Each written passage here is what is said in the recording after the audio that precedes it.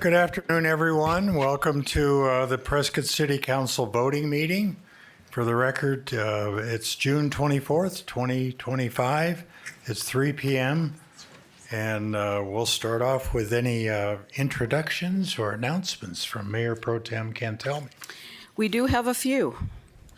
So citizens are invited to 2 scheduled open house meetings at the proposed shift of the commercial runway.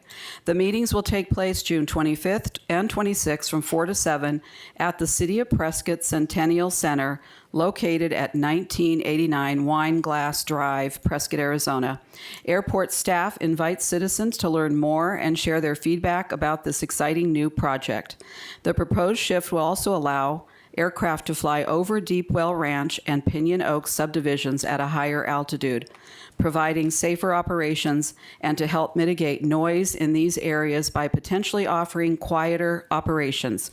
For more information about the open house meetings or the proposed project, contact Airport Administration at 928-777-1114. The second announcement is the Prescott Police Department is undergoing re-accreditation through the Arizona Law Enforcement Accreditation Program. We call it ALEAP. ALEAP offers Arizona agencies a framework to demonstrate adherence to widely recognized best practices and industry standards, promoting efficient, effective, and high-quality operations. Accreditation must be renewed every 4 years. The Prescott Police Department first achieved accreditation in 2021. As part of the re-accreditation on-site assessment, employees and members of the public are invited to provide feedback to the assessment team regarding the department's compliance with accreditation standards. Feedback may be submitted directly through the Arizona Law Enforcement Accreditation Program's official website, azleap.org/community feedback. The Arizona Association of Chiefs of Police serves as the accrediting agency for the state of Arizona. For more information, visit www.azchiefsofpolice.org. And that's it. Okay, I noticed everybody making notes there. That's good.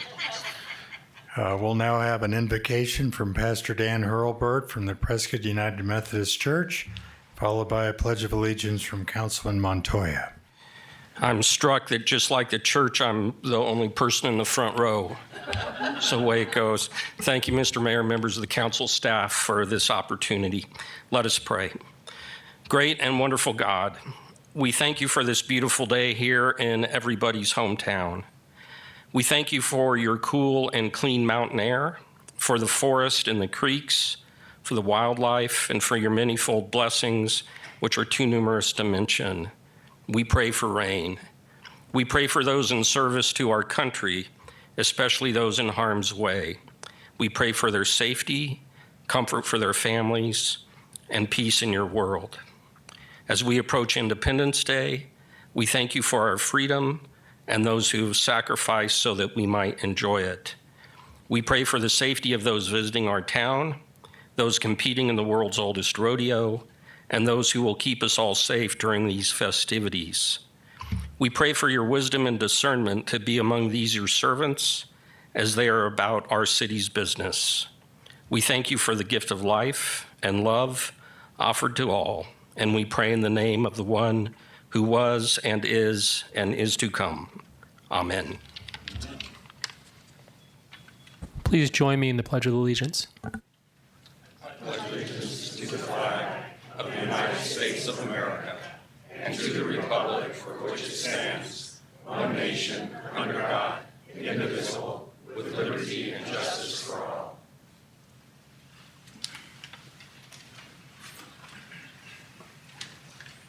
Thank you. We'll now have a roll call, please. Mayor Good. Present. Mayor Pro Tem Cantelmi. Here. Councilwoman Fruworth. Here. Councilman Gambogi. I am here. Councilman Grady. Here. Councilman Montoya. Here. And Councilman Moore. Here. All are present.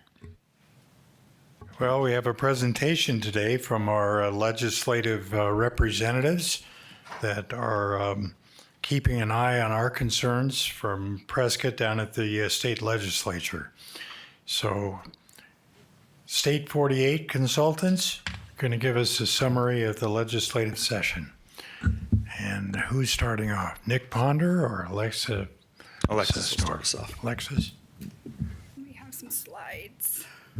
IT, can you pull up the slides, please? Perfect. So mayor, mayor pro tem, council members, city leadership, staff, and invited guests, Alexis Sussdorf. I have the proud privilege of working alongside Nick Ponder on our lobby work at the Capitol. And while Nick and I certainly wish, well, and let me be clear, I own my firm State 48 Public Affairs. Nick is here on behalf of High Ground Public Affairs. So we tag team this portfolio really with the goal to have the most coverage and best outcomes for the city. So before I jump in, Nick and I certainly wish we were here to give a true legislative session overview, but for many of you following this closely, our legislature has yet to adjourn sine die and complete their labors. This is the result of a tense budget negotiation that has been underway and very unsuccessful. We will get into the highlights as succinct as possible, but this has been a really, really historical and interesting legislative session to be a part of, but we are really excited to report some really positive outcomes to you all today. So I'm going to first jump in. I always like to do this because it really gives the dynamic of what we're dealing with at our Capitol. As you all are well aware, we have a Democrat governor and a Republican-led House and Senate, which creates a tremendous amount of challenging times to get things done and across the finish line, hence the budget being one of them. So this was submitted as of June 10th. As of today, we still remain in session. Our session days are 149 as of this. Today, we are at the 163rd day. And for reference, our legislature strives for 100-day legislative sessions, which typically fall in mid to late April. So just let that set in. We are at the 163rd day on a legislature that typically strives for 100 days. So this is just a real example. We've been seeing these prolonged sessions the last several years, really not only under the current kind of divided government makeup, but we really did start to see that at the end of Governor Ducey's term as well. And it's just because the political climate we're living in today makes getting things done really, really challenging. I also just want to focus on those two highlighted below. Bills vetoed, 138. That is a historical number, almost as historical as Governor Hobbs' first year in office when she vetoed 143 bills. And just for a sort of point of reference, Governor Ducey in his final term in office only vetoed 4 bills. So we are seeing a tremendous amount of vetoes. Bills signed, 218. Typically, that looks a little bit closer to 3, even as high as 400 we've gotten there. So I just want to give kind of reference of the state of play that we are in. It is incredibly challenging to get things done, but we're proud to report some of the successes today. Mr. Mayor, council members, thanks again for the opportunity to participate. Alexis is the lead, obviously, on this contract. She does a tremendous job. As she indicated, divided government. So House, Senate being both majority Republican as well as the governor Democratic. When we look at the margins in the legislature and the legislative bodies, in this legislative cycle, in the House, the Republicans picked up 2 seats. In the Senate, the Republicans picked up 1 seat.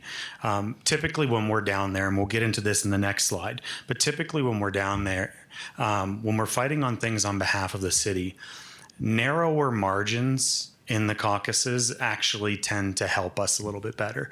And that I'll speak to that with a little bit of context on the food tax, for example. So that was an item, as you all know, that we fought this year. But those narrower margins actually tend to help us because it creates a little bit more chaos, which can help some of these bills sort of go away. But as Alexis indicated, the divided government is creating some of these challenges with the budget, for example.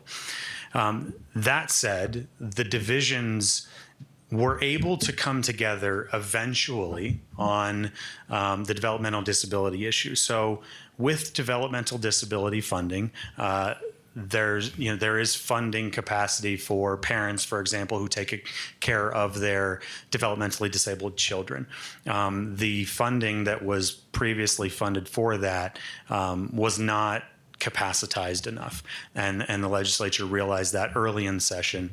But we're not able to come to an agreement really until the red light was flashing on that emergency.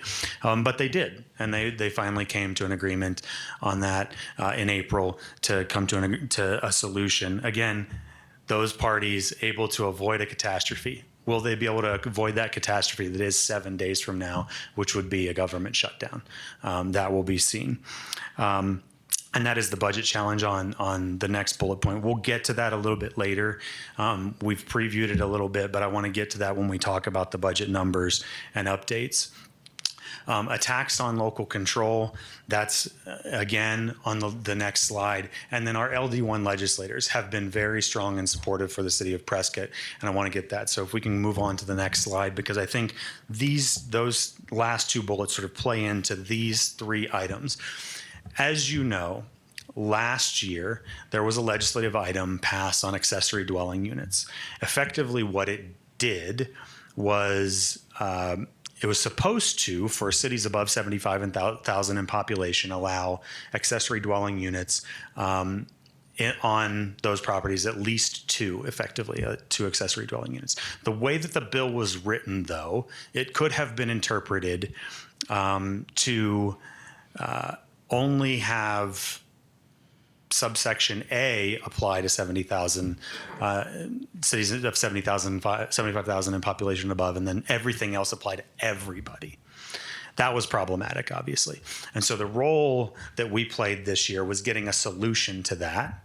And I can report to you that that bill did pass and was signed. And so effectively what we have now is a solution whereby the ADU legislation that was passed last year has effectively been amended to say that the accessory dwelling unit expansion that was allowed last year only applies to those communities of 75,000 and above. So Prescott is now excluded from those provisions.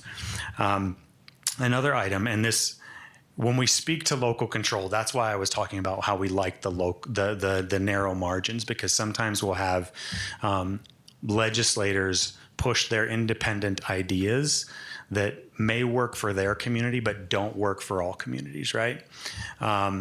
Senate Bill 1229 is a bill that is sort of a repeat of last year, where certain legislators are looking at affordability in the valley, housing affordability in the valley, and are trying to take control away from the municipalities and say every city, no matter what you've done with your zoning, you now have to allow, the way that the bill started, you now have to allow 1,500 square foot lot sizes everywhere. That's, at the time that the bill started, that was 24 units per acre. So whatever infrastructure you have, whether that can support 24 units per acre or not, you are preempted. You have no say as a local government. You have to allow that. The bill was eventually amended to say 3,000 square foot, so 12 units per acre. We, as the city of Prescott, as well as the League of Cities and Towns, continued to oppose that legislation. Fortunately, that legislation did die. It ultimately became very clear that the home builders of Central Arizona, who are the folks who were pushing this legislation, were effectively, this was the Trojan horse. What they wanted to do was pass legislation where they never had to go to a zoning hearing again. And the way that they wrote the language was such that whether they were looking for half-acre lot sizes or 3,000 square foot lot sizes, they could avoid those zoning hearings. They could just do what they preferred. We identified that early on, but some dialogue that was happening at the Capitol, we were able to clear that up, and ultimately this bill died.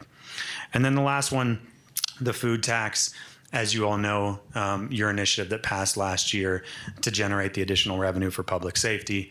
But again, if not for the food tax revenue, which in your city in particular, you're generating a lot of revenue from folks who are traveling from out of county, out of state. If not for that, we would have to generate revenue from other resources or cut services, right? And so this was a battle at the Capitol. And just to speak to our legislators, fortunately, this never got to the Senate where, for example, Mr. Fincham had to take a position on it in the form that it was to start off. But Ms. Bliss and Mr. Wen were steadfast in their support for the city and their ability to protect the revenues that are generated from the food tax. And the way that the bill is amended today, it will protect the rate that you all passed, or that the voters passed in November. And it will be on the ballot in 2026, asking the voters effectively, should municipalities be able to preserve this revenue? And we obviously hope that the residents will vote yes, because again, otherwise, it would either have to be generated through property taxes, which are not paid by out of municipality residents, or a reduction in services. So Nick and I are tracking hundreds of bills. There is so much legislation introduced. Thankfully, some of them naturally wean out through the process for a variety of reasons. But, generally when we see bills, we take into consideration the likelihood of passage and signing. So while I wish we had hours to spend going through every bill, because some of them would probably make you in the audience's jaws drop, because some are very interesting and somewhat offensive to some of the great work that you all do for your community. I just want to kind of highlight some other, I'd say, successful efforts, and really Nick and I working alongside your leadership to either help communicate the concerns to make these go away, or help fix them to make them tolerable. And again, that's where we have to weigh.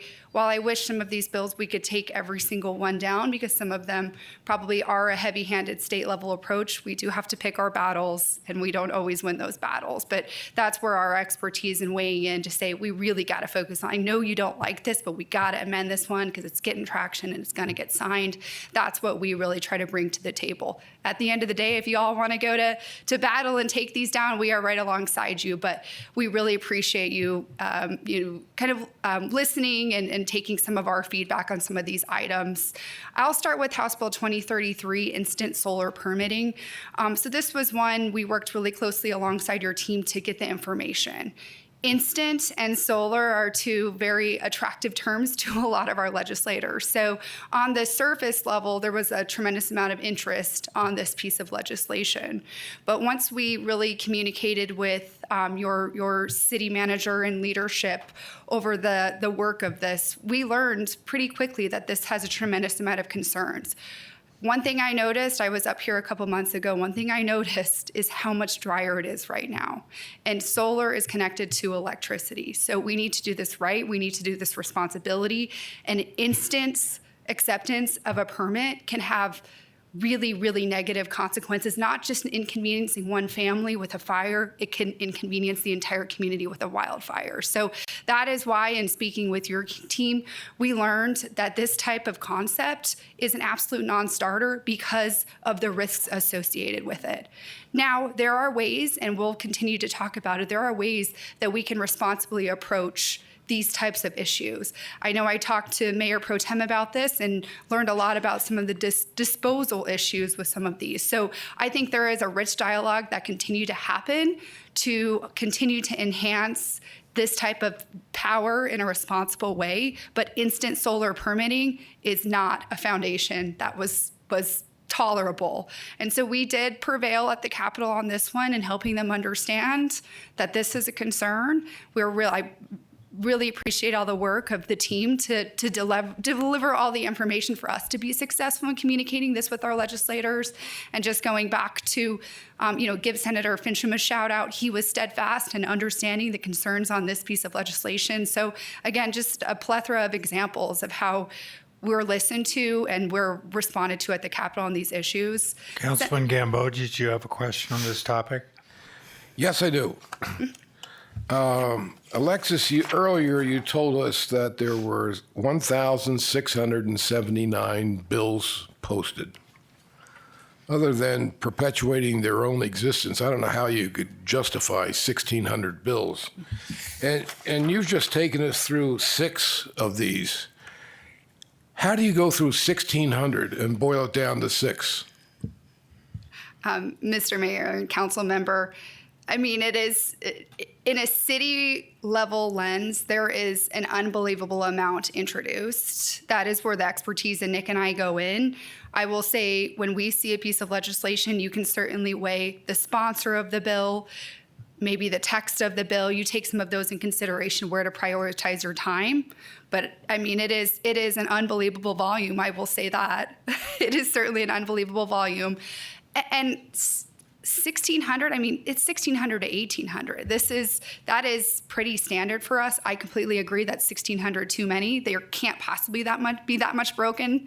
But needless to say, we review them, we fish them out to your team and some of your feedback as needed. And, you know, the sort of the expertise of Nick and I have really tried to keep the team focused on these bills. Yes, they are probably a little bit egregious.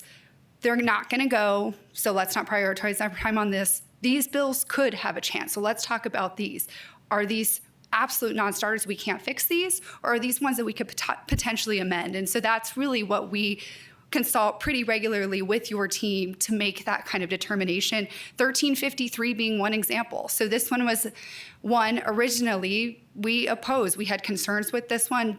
There is a concept of third-party review you all enact, but this was substantially more prescriptive and very heavy-handed on the state determining what you can and can't do in this space. So again, we sort of read the tea leaves. This one was not a fully partisan divide that wouldn't be signed. So that's where we had to work to amend the bill, and we're successful in doing that.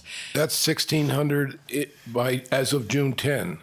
So by mid-February, all the bills have to be dropped. So effectively, there are no new bills, well, except that the language on an existing bill can be completely replaced by new language. Now, to Alexis's point, to be fair, we may look at Democrat member bills, just being honest with you, and say, because the House and the Senate are controlled by Republicans, there is a 99% chance that those bills are not going to be heard. And so unless they are single assigned to a committee and we have a conversation with the chairman of that committee that bill will be heard, we can kind of move those bills to the side. And then from there, we can prioritize the ones that we think will get a hearing. Mm-hmm. The third Mayor one, Pro Tem, do you have a question? A question and a comment.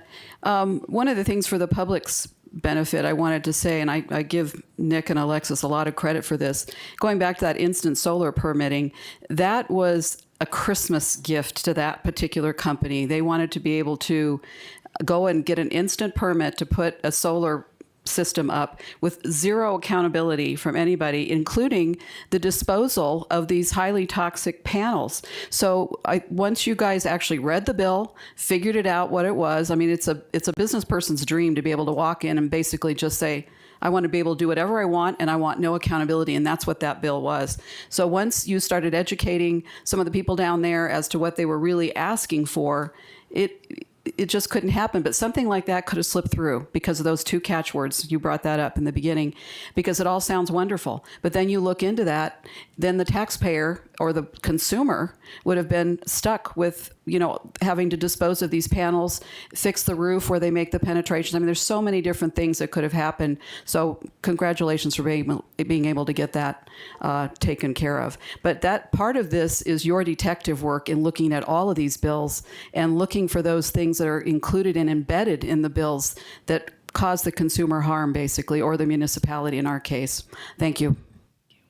the other one I just want to quickly touch on, and 2033 and SCR 1008 are certainly not done because we're not officially sine-died, but the tea leaves are there that these are going to not move forward. But the third one, Really in that local control space, this was a referral to the ballot that would require 2/3 council vote for revenue increases. Again, this has always sort of been a local control type of decision, so something like this referred to the ballot, voter protected, was something we worked to help communicate, let Prescott local decisions remain local in all of these realms, including this. So that was just another one we successfully communicated on alongside so many other cities and counties with this issue. And if I can just chime in on that one, your voters have already made that decision for you.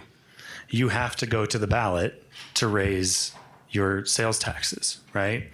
And that was the point that we were making to the legislature, is that is a decision for the residents of that municipality, not a decision for somebody in Peoria to be making for the residents of Prescott, for example.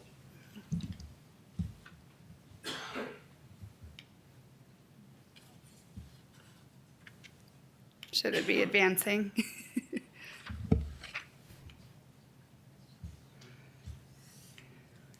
Next slide. Yep. I don't know why this is. There we go. Hold on. Now we're going too fast. Okay. So just want to touch on, we're in the state budget in the most succinct way possible. There is a continued different approach on the final budget between the House and Senate and governor. To say this as succinct as possible, because it's really been a month-long drama. The Senate and governor were a little bit more successful in their budget dialogue, because at the end of the day, a budget bill has to get through the legislature and signed by the governor.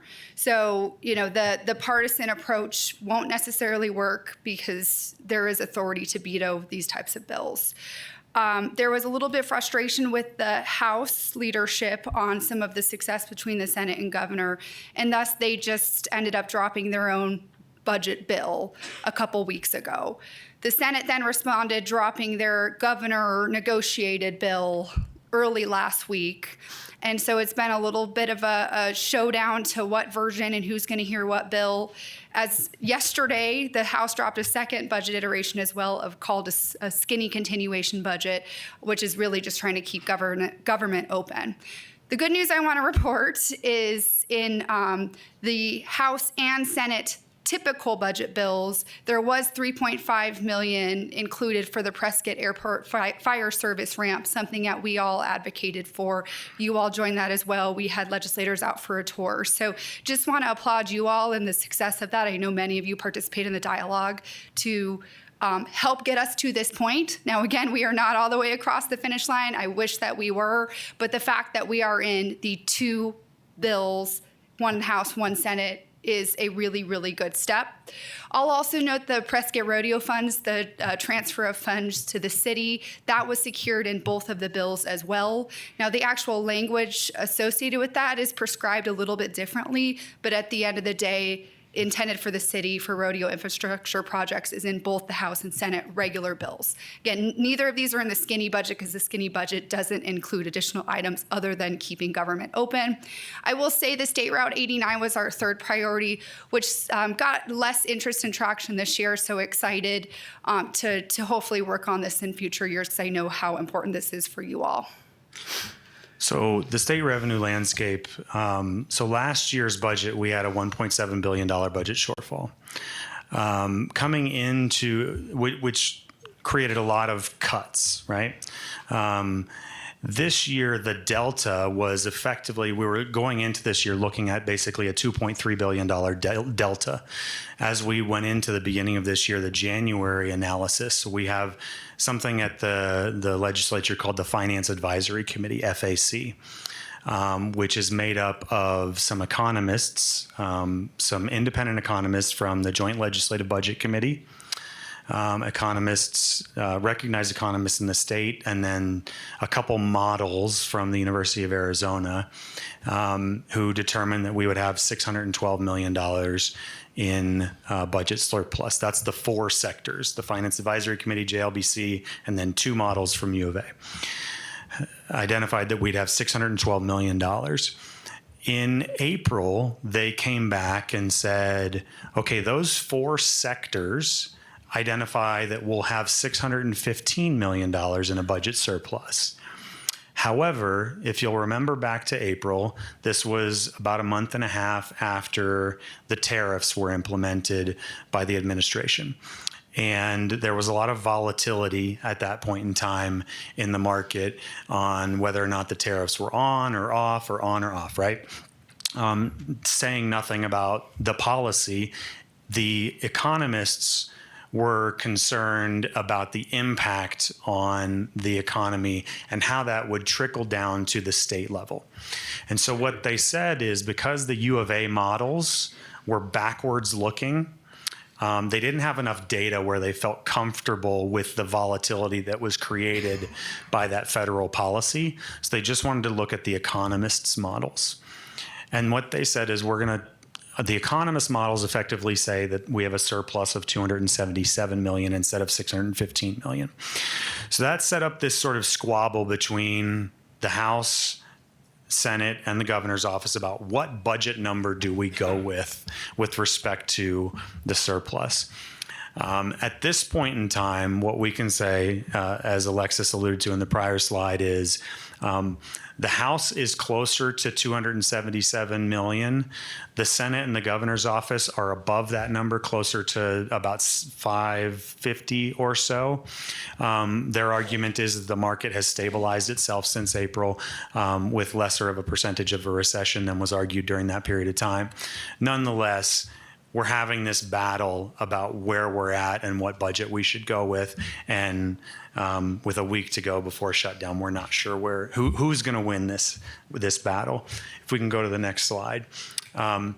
So one of the things that we also do is follow some of these federal updates for you all. And one of them is the congressional budget. So out of the House, the big, beautiful bill that has been affectionately referred to, one of the challenges that the Senate saw with that, and they, some very conservative senators like Rand Paul, for example, said that was dead on arrival. Why did they say that? Because in their mind, it added $2.4 trillion to the federal deficit, or the federal deficit over a 10-year period of time. So the Senate is now putting their stamp on that bill. Their bill just recently came out within the last day or two, and it has significantly more cuts to Medicaid than the House bill. What that's going to do is that's going to impact our rural hospitals more. That ultimately means that next year's budget for the state is going to cost us a lot more money in state resources, which means we may not have as much money to identify some of these projects that we might need, like SR 89, for example. So we need to kind of pay attention to these things at the federal level as they may impact us at the state level. Another item that was in that budget was initially, the House budget was a policy requiring the federal government to sell some federal lands. It was ultimately pulled out. Yesterday, Senator Mike Lee tried to put that back in an amendment. However, and I looked at this because there are some federal lands just southeast of Prescott that could have been on that list that would have been required to sell. They would have been either sold to the state or the county. And I would imagine our conservative members of the legislature would like that, in the sense that there's always this argument at the state capitol that only 17% of Arizona's land is privately held.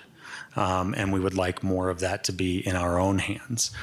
Nonetheless, Senator Mike Lee tried to issue an amendment yesterday requiring the federal government to sell more of this land in the big, beautiful bill. However, the Senate parliamentarian ruled that violated what's called the Byrd Rule. And the Byrd Rule effectively says that you cannot put policy in a reconciliation bill. And so because the parliamentarian said that, it is very likely that this item cannot be included in the budget bill. They'll have to try and pass it through regular means, which means it likely can't pass cloture, which means it likely cannot be included. So just wanted to point that out. Airport funding.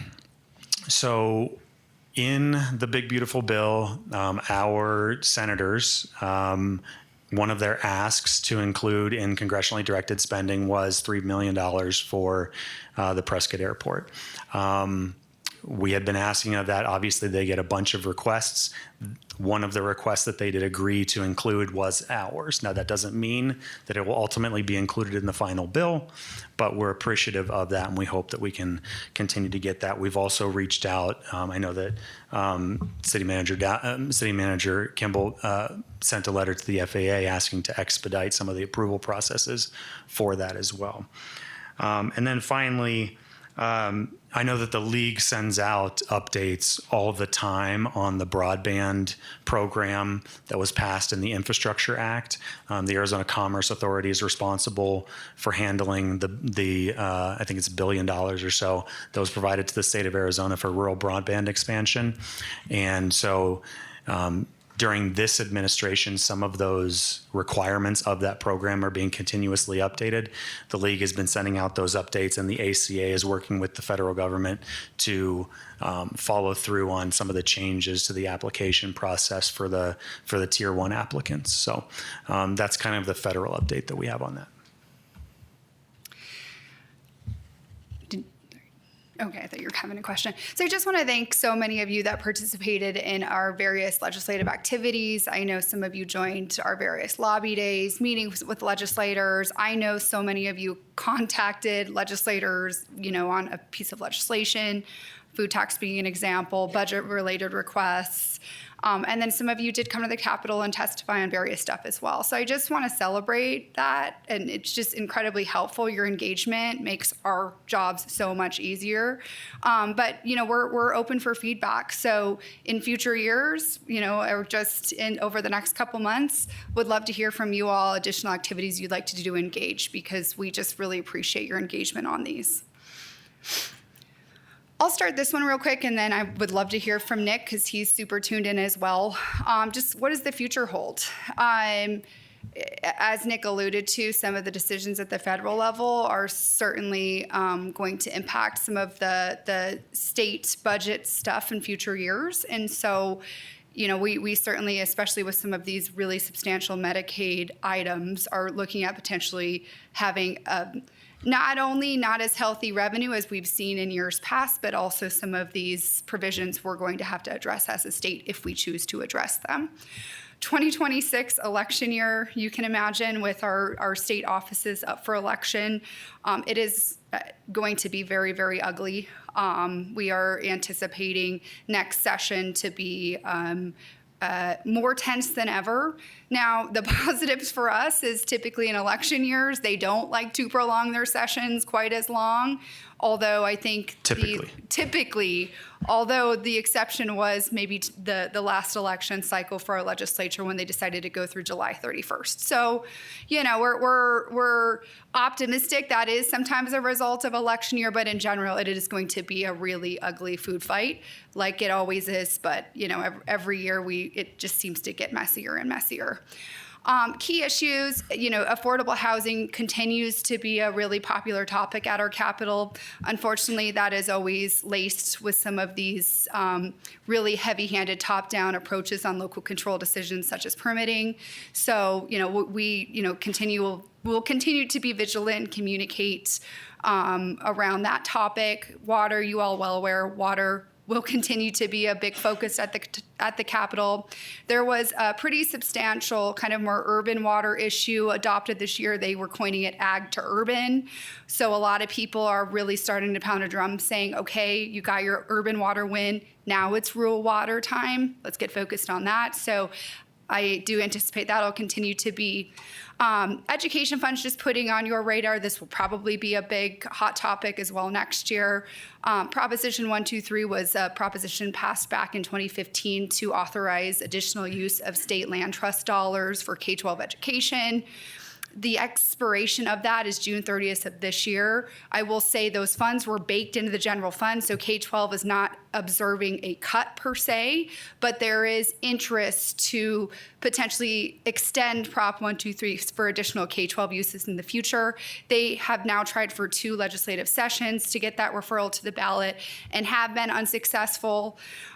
So I anticipate that'll be a big thing. Immigration and election issues are always top of mind. If I can, just very briefly on affordable housing, I think most of you know this, that I I also am the lead lobbyist for the League of Cities and Towns on affordable housing issues in particular. I've long maintained that the housing affordability crisis was a market-driven crisis, and as we see right now, particularly in the Valley, the market is actually bringing those prices down. I think in the last 2 months, prices have dropped about 15% in the Valley. But I heard a lot of groans in the back when I talked about 1,500 square foot lot sizes, right? This issue is going to come back next session, and what I would just encourage, not only of the folks on the panel here, but folks in the room and in the community, is as you talk with your legislators, the goal here is to keep Prescott, right? That's the reason you elect your council, right?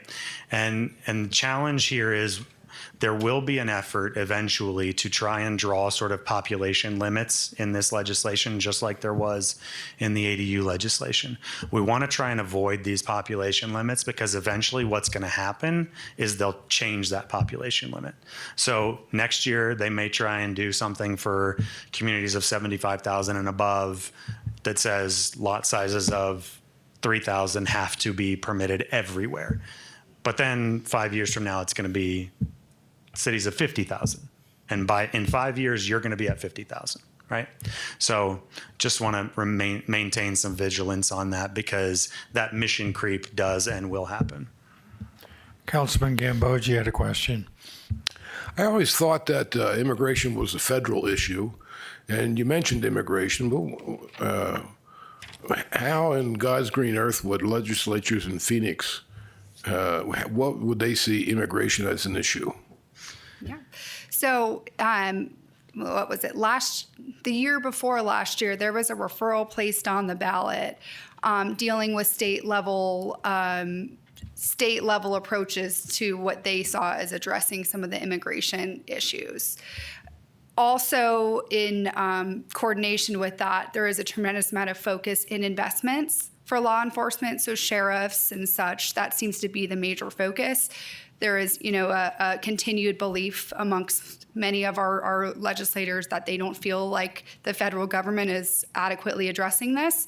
And so funds for local law enforcement to address this has really been a huge focus at our Capitol.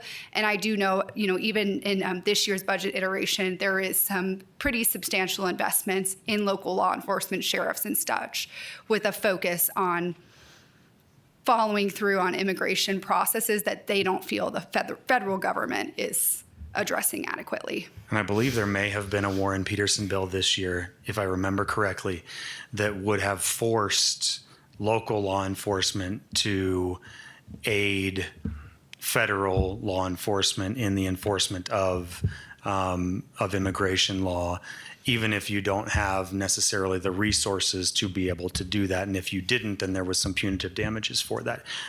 I feel like I recall that. I have to go back. I mean, the governor vetoed it. I believe it was one of those vetoed bills. I remember a conversation similar to this at the League of Cities and Towns. But it is bills like this that could come about that would try and impose a requirement upon municipalities.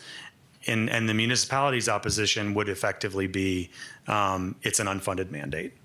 So the opposite of a sanctuary city. Precisely. So I'll just quickly finish city opportunities. Divided government, it's really hard to get bills done. But where I think there really are opportunities are continued road and infrastructure projects as funds are available. But that is always of interest to our legislature because they see that as an investment in the people and investment in economic development in communities. I also just want to point out operational administrative efficiencies. They are always looking for legislation with some focus on operational administrative efficiencies. So, if you ever see something and you wonder, why do we do that?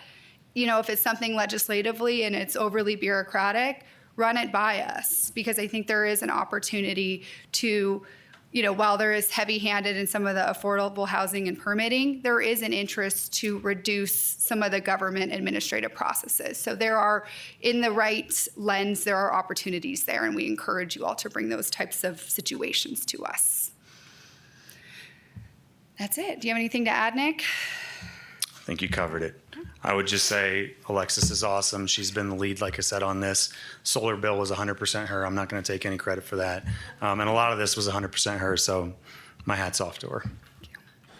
Well, I just want to congratulate both of you. You've been so diligent and so proactive in not only informing us, but allowing us to be part of the process.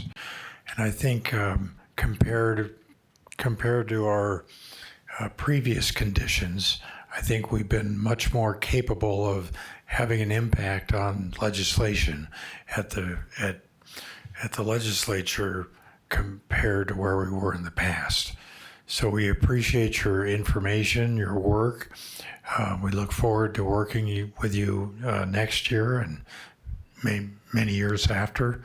So thank you very much, both of you, Nick and Alexis, for all your work. Thank you. And I'll just note, I'm going to send, once our session officially wraps up, I'll send a robust written report with everything on there for you all to review. So thank you. Thank you.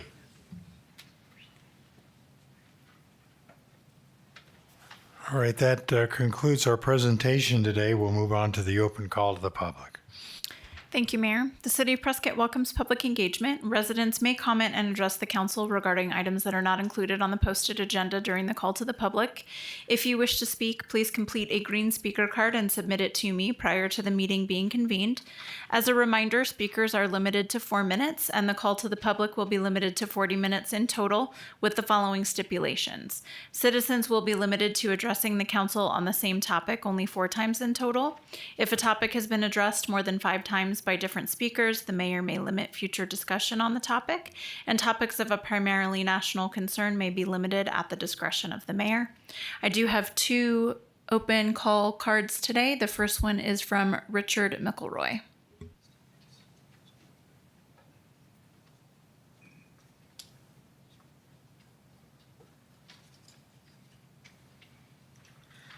Hi, my name is Richard McElroy. I am a resident of Prescott, Arizona. I'm born and raised here. And I've got concerns about the P, stands for Prescott, on Badger Mountain. It's looking kind of rough. And I know that when I was in high school, that was the senior class project. And now I've tried calling everybody, and I can't get a answer on whose responsibility it is. So I was wondering if I could, if you guys would have any information for me. Thank you very much. I've got pictures too, so. Linda Gray.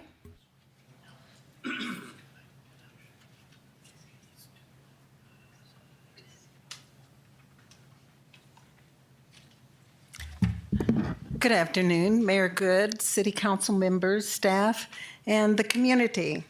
I call many of you friends and consider you friends, and I say many because I have not met Mr. Grady personally.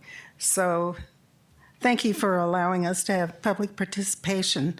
We chose this wonderful community over 20 years ago, and we've enjoyed being here. I served 8 years in the Senate, 8 years in the House, and a majority vote with 60 representatives requires 31 votes. In the Senate with 30, it requires 16 votes.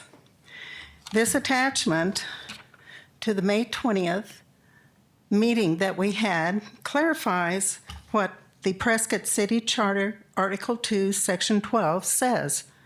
The council, by a majority vote of the remaining members, shall fill the vacancies in its own members as follows. Except for the office of mayor, council shall, by a majority vote of the remaining members, fill a council vacancies. 2 people walked out, but they are still members of the council. Do the simple math. There are 6 members remaining on the council. A majority of 6 is, nobody knows the answer, 4 votes, not 3. The announced vote of 3-0 and 1 abstain, and that Grady had been elected, is wrong. It should have been stated that the motion fails. All participating votes by Mr. Grady should be null and void. And the council should do the right thing, reconvene the meeting under the same conditions of who was registered to vote and correct the error, and not wait for the Attorney General to tell you to do that. Thank you. That's all, Mayor. All right, we'll move on to the consent agenda. Does anyone wish to pull anything off of consent? I'm going to pull item E for discussion. Hearing no other options, I'll entertain a motion for the remaining items. Mayor, I move to approve consent agenda items 8A through 8I, excluding 8E. Second. We have a motion and a second. Please vote.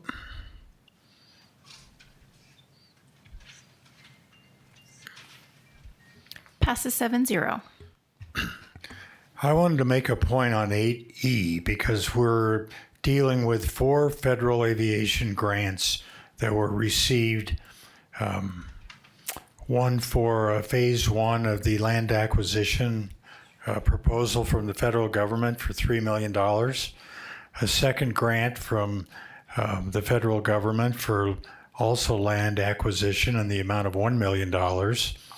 A grant for runway electrical improvements in the amount of $856,000.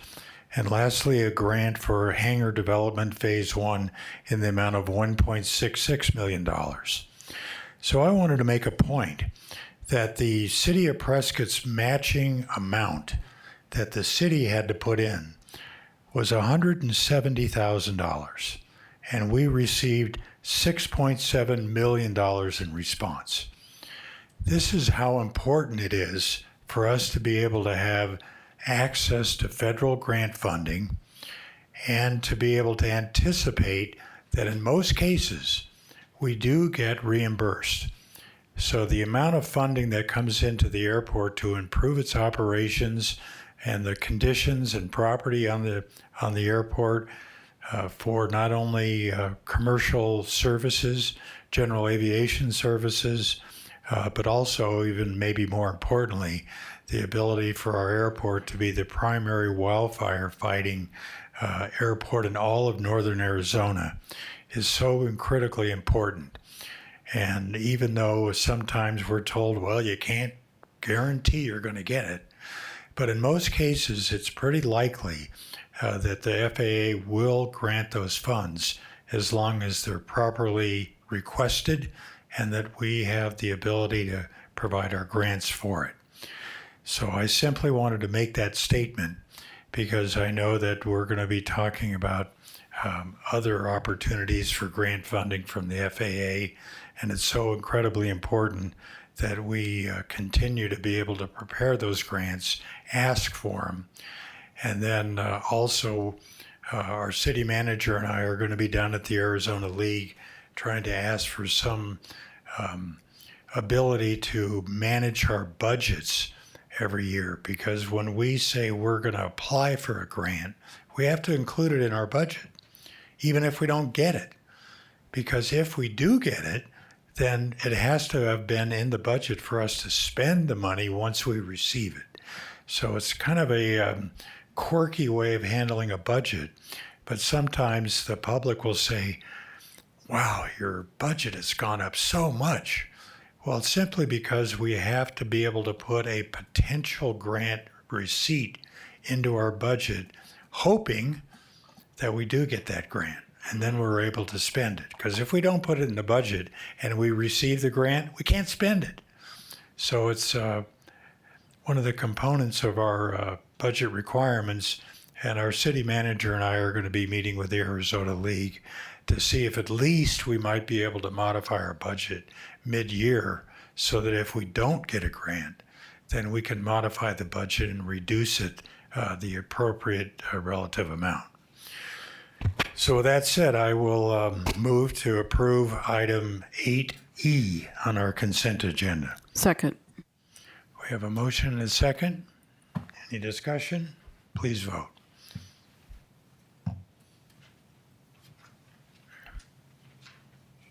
Passes 7-0. Very good. We'll move on to our regular agenda item. No, we have a consent ordinance. We do, Mayor. It's adoption of ordinance number 2025-1930, an ordinance of the Mayor and Council of the City of Prescott, Yavapai County, Arizona, amending Title 3, Chapter 3-10, Section 3-10-8, Incentive Program of the Prescott City Code, and adding a severance provision.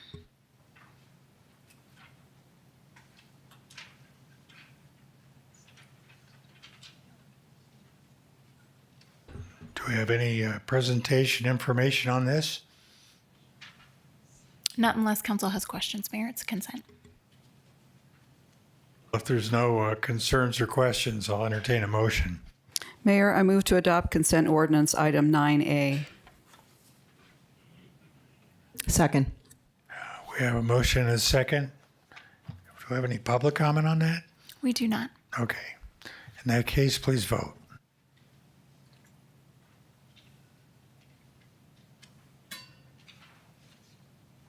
Passes 7-0. Okay, City Clerk, would you like to read regular agenda item 10A? I can, Mayor, and I'll read the item and then I'll do a little brief introductory because this is one of our more unique items. So I'm just going to go through the process. Public hearing for the fiscal year 2026 budget, expenditure limitation, and tax levy, and at a special meeting, adoption of resolution number 2025-1927, approving the fiscal year 2026 budget, expenditure limitation, approved expenditure limitation, and adopting the city authorized position roster. So the way that our annual budget meeting works is that Lars will provide a presentation regarding the budget process to this point. He'll go over the budget and answer any questions that the council or the public may have. Then council will need to close the public hearing. Following the closure of the public hearing, Mayor Good will recess the regular meeting and convene a special meeting in accordance with state statute. At that special meeting, we will call to order. I will do a roll call, and then you will consider adoption of the resolution, which will approve the final budget for the City of Prescott fiscal year 26. The special meeting will be adjourned, and we will reconvene the regular voting meeting and then move on to the next item. So, Lars, you're up. Thank you for explaining that. All right, wish me Very good difficult. luck. So I'm Lars Johnson, Deputy Finance Director, and I'm pleased to be with you this afternoon to adopt the fiscal year 2026 final budget. Fiscal year 2026 begins on July 1st. Up to this point, there's been significant work and meetings by city staff, by council, and from the public as well. So after the tentative budget was adopted on June 10th, we then published our tentative budget on the website and the newspaper as required, which then advertised this public hearing as well. The proposed total city budget is $145 million for operating, $148 million for capital, a $10 million contingency, which then totals $303,746,162. This public hearing is also regarding the tax levy. So I also included some information here. As a reminder, our levy for next fiscal year is $2,304,514, which is only increasing based on the value of the new construction that's on the tax rolls. There's no additional increase being proposed, which means that our tax rate is actually decreasing per $100 of assessed value. The maximum allowable levy limit will continue to grow, but we opted at this point not to increase the levy.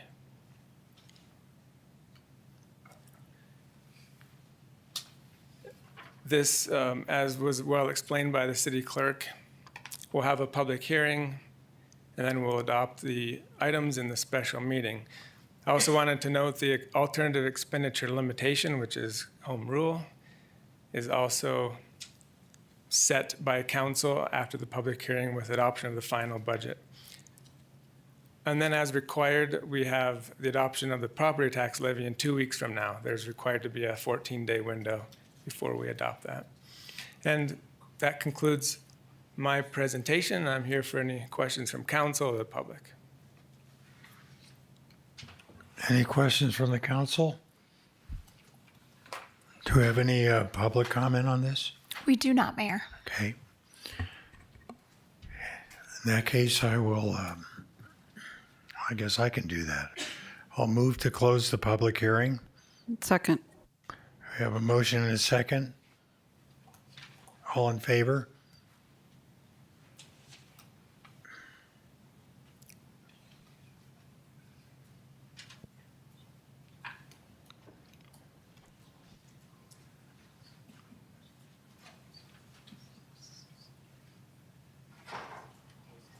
Councilman Grady, are you in favor of closing the public hearing?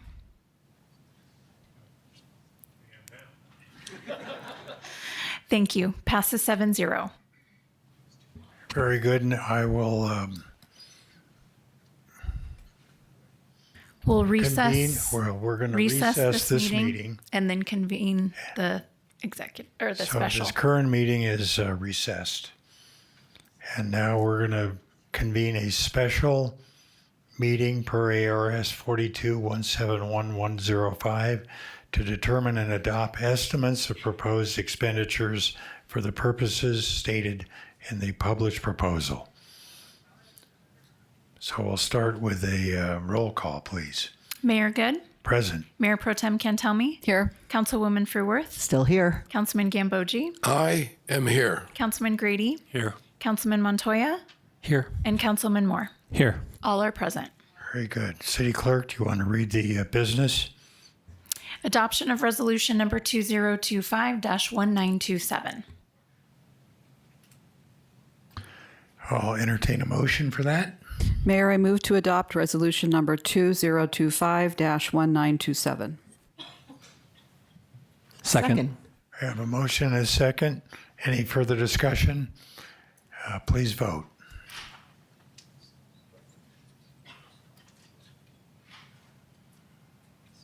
Passes 7-0.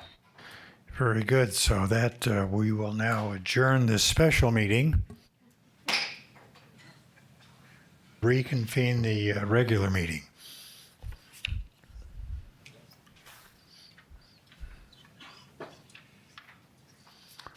All right, and we will move on to our next item, adoption of resolution number 2025-1917, calling for a utility franchise election to be held on November 4th, 2025, in conjunction with the city's general election and approving the ballot language. We do not have presentation materials for you on this item. Everything was included in the agenda packet.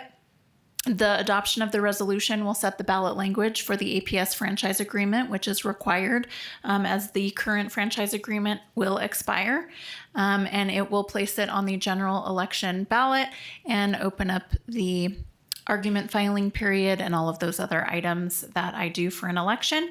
We do have the Deputy City Attorney present, as well as representatives from APS if the council has any questions. Does the council have any questions on this franchise agreement renewal? Do you have any public comment? We do not, Mayor. Well, I appreciate APS being here, just in case. But apparently, we don't need your expertise today, but thanks for coming. So I'll entertain a motion on this. Mayor, I move to adopt resolution number 2025-1917. Second. We have a motion and a second. Please vote.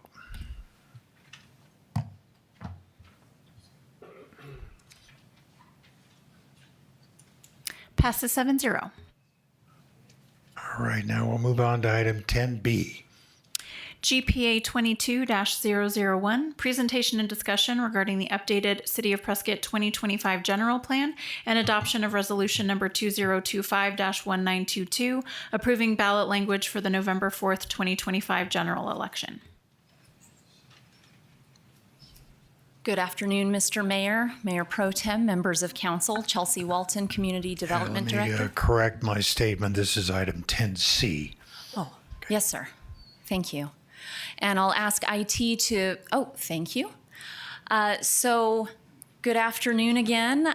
This is the sixth meeting of council to review and receive feedback on the general plan. And as stated in the staff memo, the general plan document has been updated. I would like to point out that we noticed some typographical errors that will be corrected, one of which was the complete streets and Vision Zero. That was an editorial miss. It was removed from some parts, but not one specific paragraph. So we will be correcting those items before this is put to ballot. I asked the clerk earlier, and that is not a problem for us to make those corrections. So for the most part, the general plan document is in your packet, and beginning on page, we have duplicate page numbers just because the whole plan is in.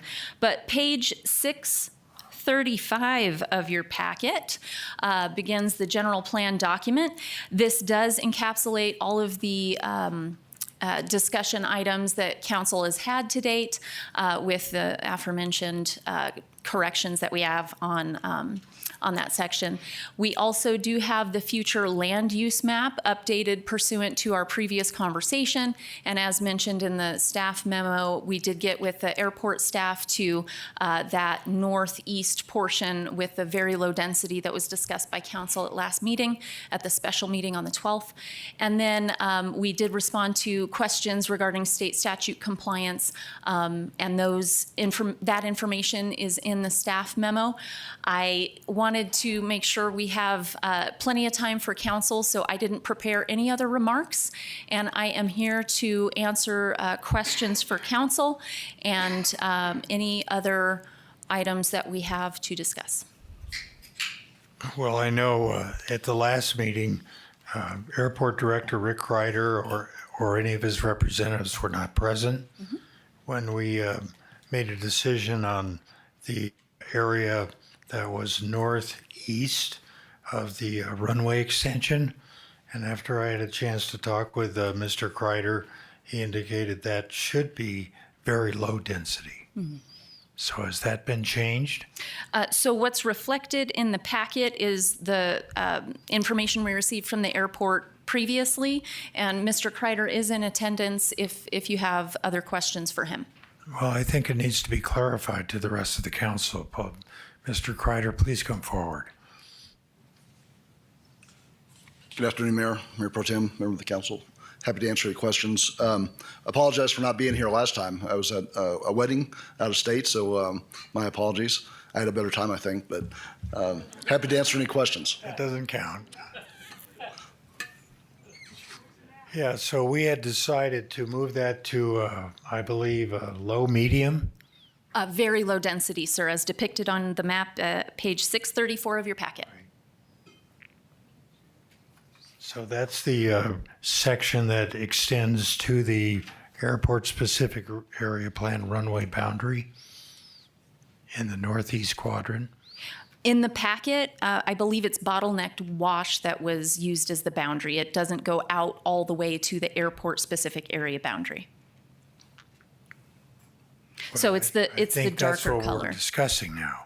Okay. Because I think Mr. Kreider was indicating that that area all the way to the border of the airport-specific area boundary should be very low density. Okay. IT in the folder, there should be a PDF of the map, if you could bring that up. Yeah, page 634 has the map. Okay. Yes, page 634 of the council packet. Yes, sir.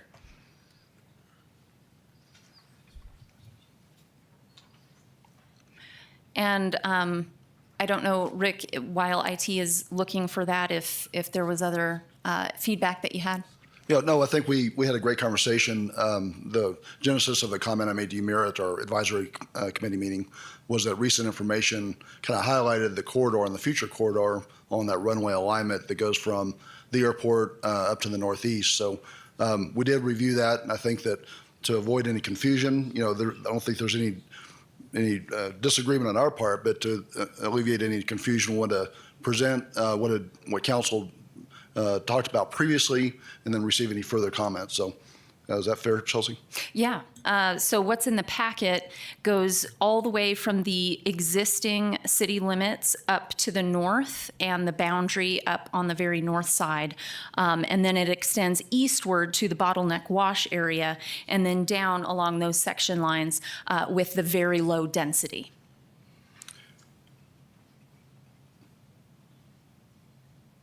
I think the map indicated that it would be low to medium density east of the Bottleneck Wash, all the way to the airport specific area plan boundary.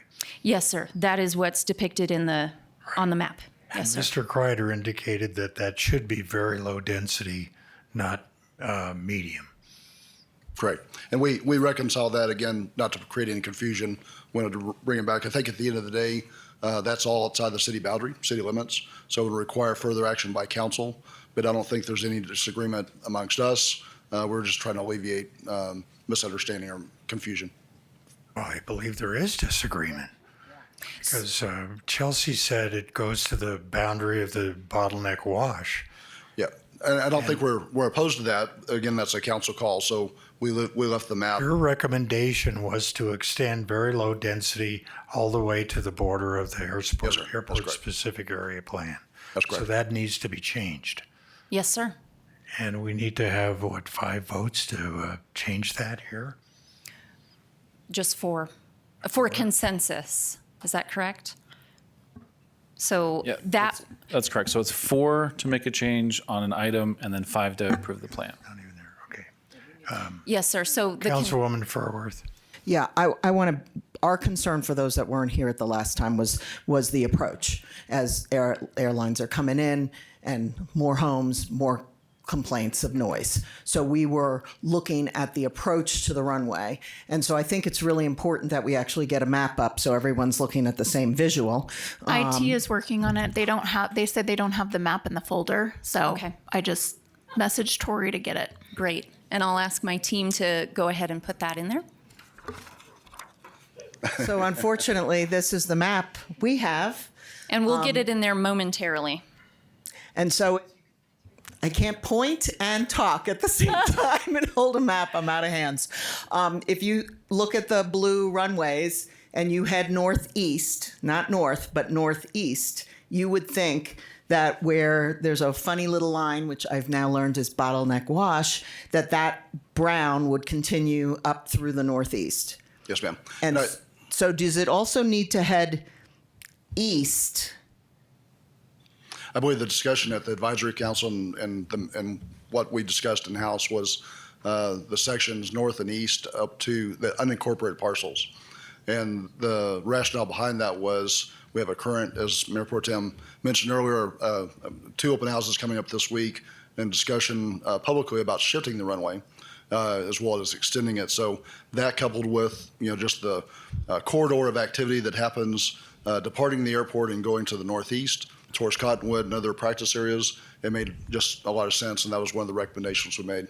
But admittedly, late. So my recommendation at this point is between, I would be absolutely fine between the mayor, Mr. Kreider, and Ms. Walton to draw lines following this meeting to ensure, I don't ever want to have to buy land again northeast of the airport. So you guys draw the lines and I'll support where you draw them.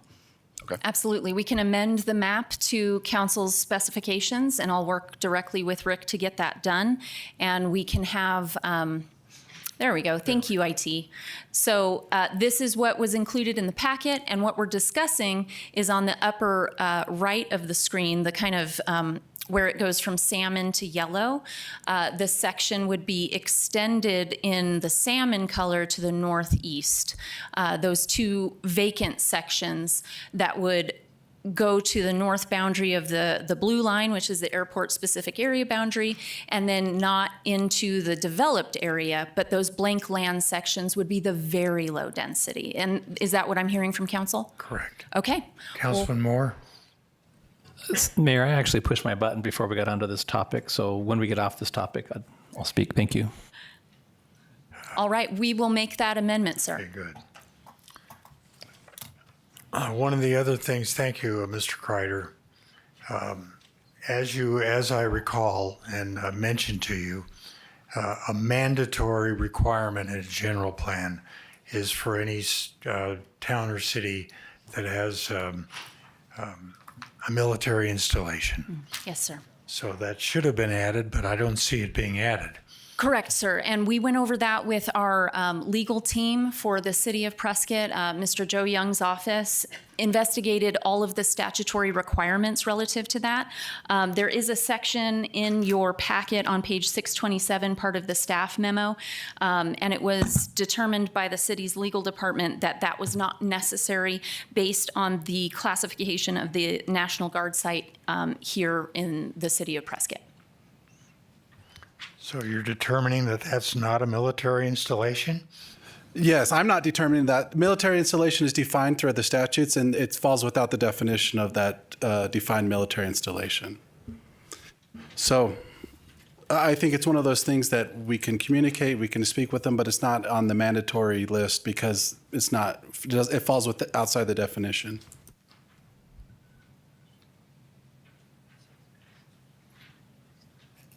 So reading it specifically, for a city or town that contains any portion of an influence area of a military installation shall include consideration of that military installation. Arizona National Guard sites are included. It's a National Guard site. What don't I understand here? Because elsewhere in the statute, it lists out what the military installations are. And it doesn't have that one in there. I don't know if you have the language in front of you. Where's the tell me where that statute is. I'm looking at the entire statute here and I don't see that. So the definitions are outlined in ARS 9-500.50 as well as ARS 28-8461. 9-500.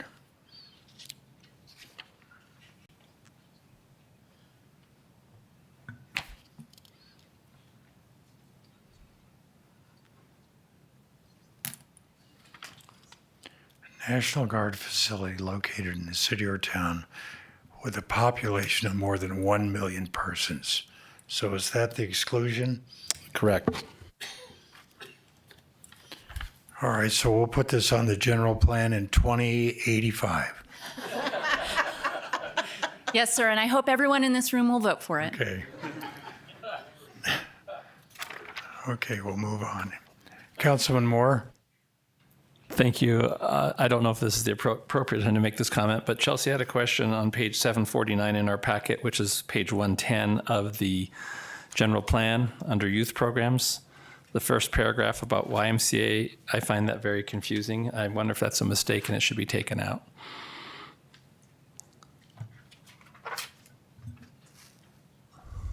Sorry, I'm getting there. The page That's numbers okay. are obscured by the dark boundary. Yeah, it's 749, page 110. It's at the top. Yeah, the youth programs where it talks about YMCA says it's a hands-on activities for debates, mock legislative sessions, develops essential leadership skills.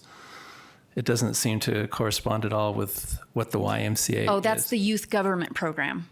So the youth-government. Mm-hmm. Okay, it used to say something different, but I guess it's been changed. This same text was used throughout the iterations we've seen. So I don't have that specifically in front of me. Okay.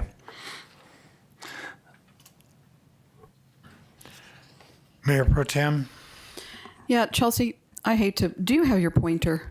Do you have that pointer with you? A shadow, it does, Going back to that map, you know, it's there. Okay, where do you want to go? Well, up in that corner, I'd like a little further definition of that. So what I'm hearing, the way we just left it, is that Yes. you're going to get with Rick Kreider, the director of the airport, and you two are going to establish those lines? No, we already established them in this meeting. So basically, this salmon color is the very low density, and it's going to extend through this vacant land section, go straight up through the next land section to the north, and then come over and fill in this area here. So essentially, the very low density will go from the ASAP, the airport specific area boundary, all the way this way and then down. Thank you. That's what I Yes. wanted to see. I just wanted to make sure we were all on the same page. Okay, great. Okay. Yes, ma'am. I hate leaving things open for interpretation. I appreciate that very much.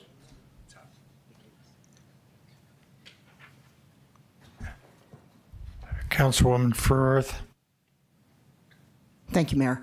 I also we discussed at the last meeting about a potential circulation map, and we didn't have it in the packet. And Chelsea and I met before the meeting, and the way that the circulation map is currently chunked out in the plan, it shows it by neighborhood. But we don't have an overall map. And if you're not familiar with where every neighborhood is, you wouldn't quite see the plan. So she agreed that post this meeting, we will plop that onto a map and include some of the information about like widening 69 is still part of the goal. So that's the, I think we met that agreement, and that will be available. Should we pass the plan today, that would be included in the public information, so you get a chance of not only seeing the land use map, but you would also see a circulation map as well. Thank you for bringing that up. A couple of our efforts, should council pass this today, is to take the maps that are very small within the document of the plan itself and make them clickable so that you can get a larger version of the map in question. And with the circulation, as you mentioned, it spans a couple of pages looking at specific neighborhoods. We'll take those maps and overlay them onto the larger city map. That way folks can click on that and have a larger version. Something else we intend to do is make an executive summary of this document. As has been pointed out, it spans several pages, and some people like the Cliff Notes version. So our intent is to do that once all the verbiage is set. Councilman Grady. Yes, thank you, Mayor. So this obviously doesn't reflect my particular interests, but I raised this last week when I saw this plan come out. So on page 39, climate and energy, and I did check this over the weekend at our June 3rd council session. In discussion, obviously not a formal vote, but there was consensus with my dissension. But there was consensus that we would delete climate and the word and the title would simply read energy. And I'm wondering why that change wasn't made. Yes, sir. So in the at the June meeting, our notes reflected that we would take that from the goals. So the energy goals were changed to remove most of the climate inputs, and it was reduced to one goal focused on energy, and that's where the climate and was removed from. That was then forwarded into the June 12th meeting, and the climate and energy section headers were left, and council did not have any comments to the contrary on leaving those headings there. So page 679 of your packet reflects the energy goals and strategies that had removed the climate and verbiage.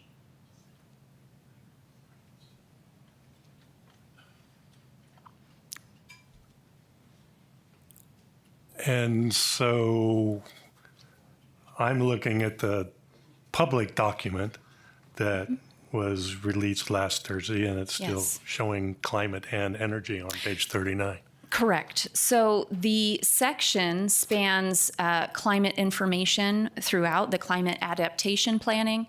So it seems appropriate that the word climate is used as a section heading there, since that section encompasses both climate and energy.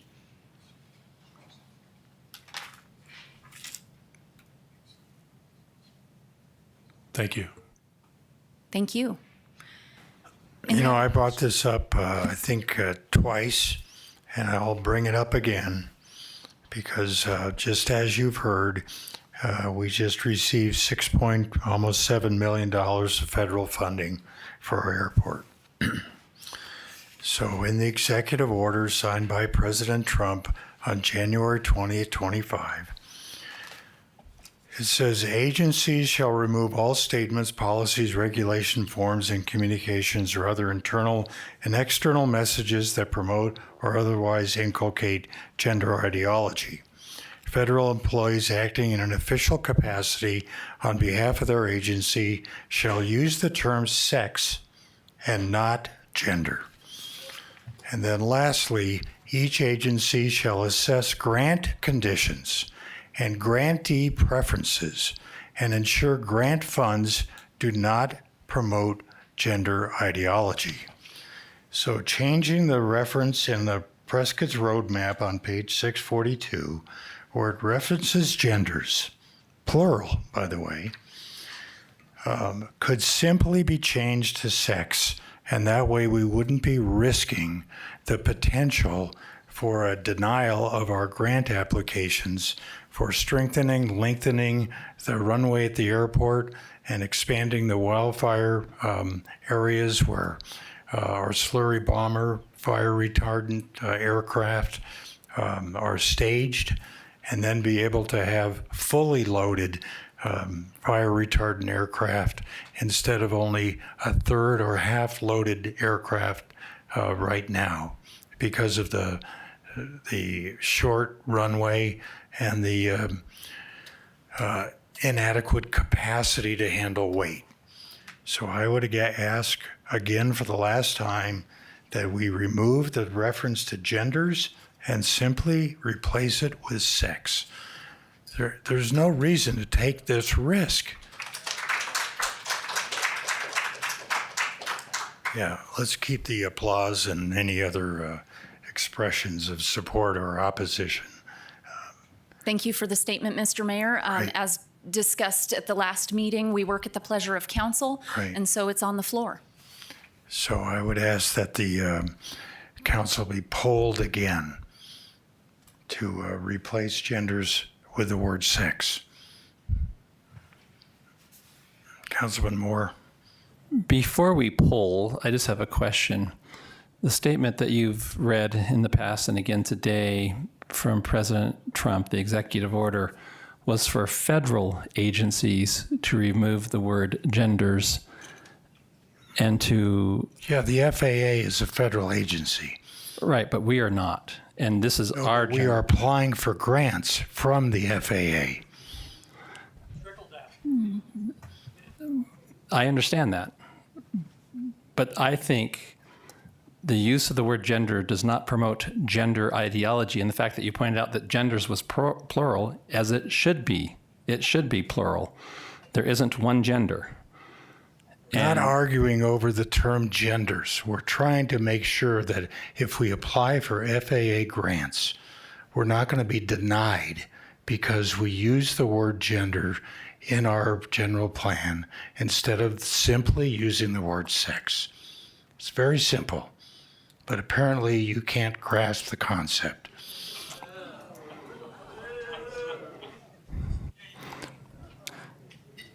I think we can civilly disagree, Mayor, and have differences of opinion.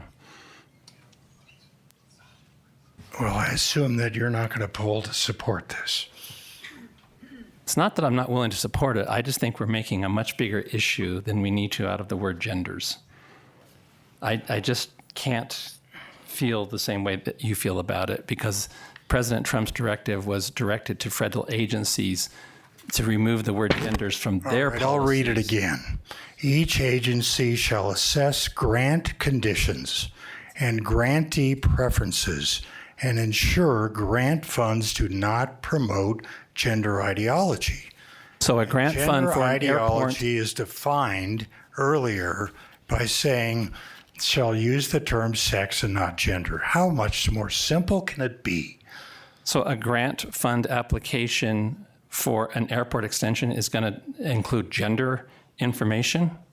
That's my question. I don't see any application for an airport grant applying to gender. There's not going to be anything in that grant application about gender. No, but we're including it in our general plan. Why risk it? Councilman Grady? Yes or no? No. Mayor Pro Tem? I'm fine with making the change. Councilman Furworth? Yes. Councilman Gambogi? No. Councilman Montoya? No. Okay, you understand it. And the public understands it now. Let's move on.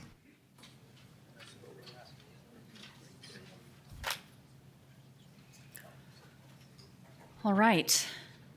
Councilman Gambogi had a comment on another issue.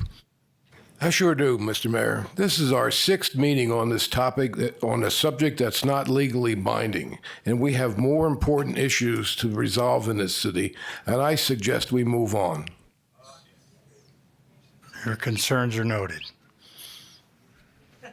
Councilwoman Furworth?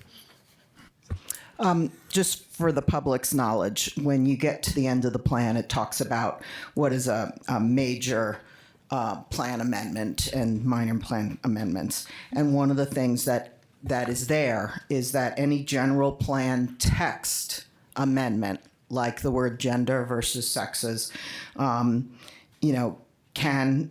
if we're basically changing the word and it's complementary and it's illustrative and it's comparable, we can do that.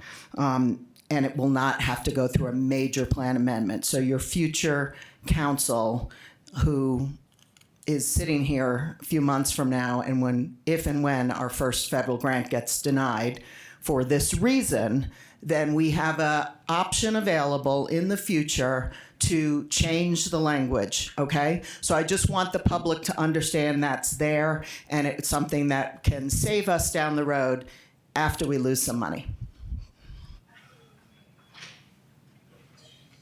I also wanted to ask whether you were able to change the reference to the Regional Park and Preserve to the Granite Glassford Dells Dells. Regional Park and Preserve. Yes, sir. Mayor, Councilman Moore? I know that was a point of discussion at our last meeting, and I reviewed the notes, and the attorney sent us an email with background information on that topic, and he asked us as council members, I don't know if any of you replied individually to the city attorney about that name, but I personally would like to address that as a council. I feel like that the public should have a say in it, and that we should have a say in what the name of our park's going to be, instead of having it assigned by a state bill when they were discussing the funding appropriation for the purchase of that land. I'd like to have a different name. I think it should reflect Granite Dells, not Glassford Dells, because we refer to it as Granite Dells, not Glassford Dells. That's just my keep in personal mind opinion. that this Park and Preserve was created by an intergovernmental agreement between the county, Yavapai County, Prescott Valley, and Prescott, along with the cooperation of the State Department of Parks and Recreation. So I represented the city in those discussions. We did vote on the intergovernmental agreement, and the unanimous decision by the representatives of those 4 parties was to name the overall Park and Preserve Granite Glassford Dells. Right now, Prescott Valley has about half of the 3,600 acres in this Park and Preserve is in their boundaries. We have a little bit less than that, and there's also some Yavapai County property within the boundaries.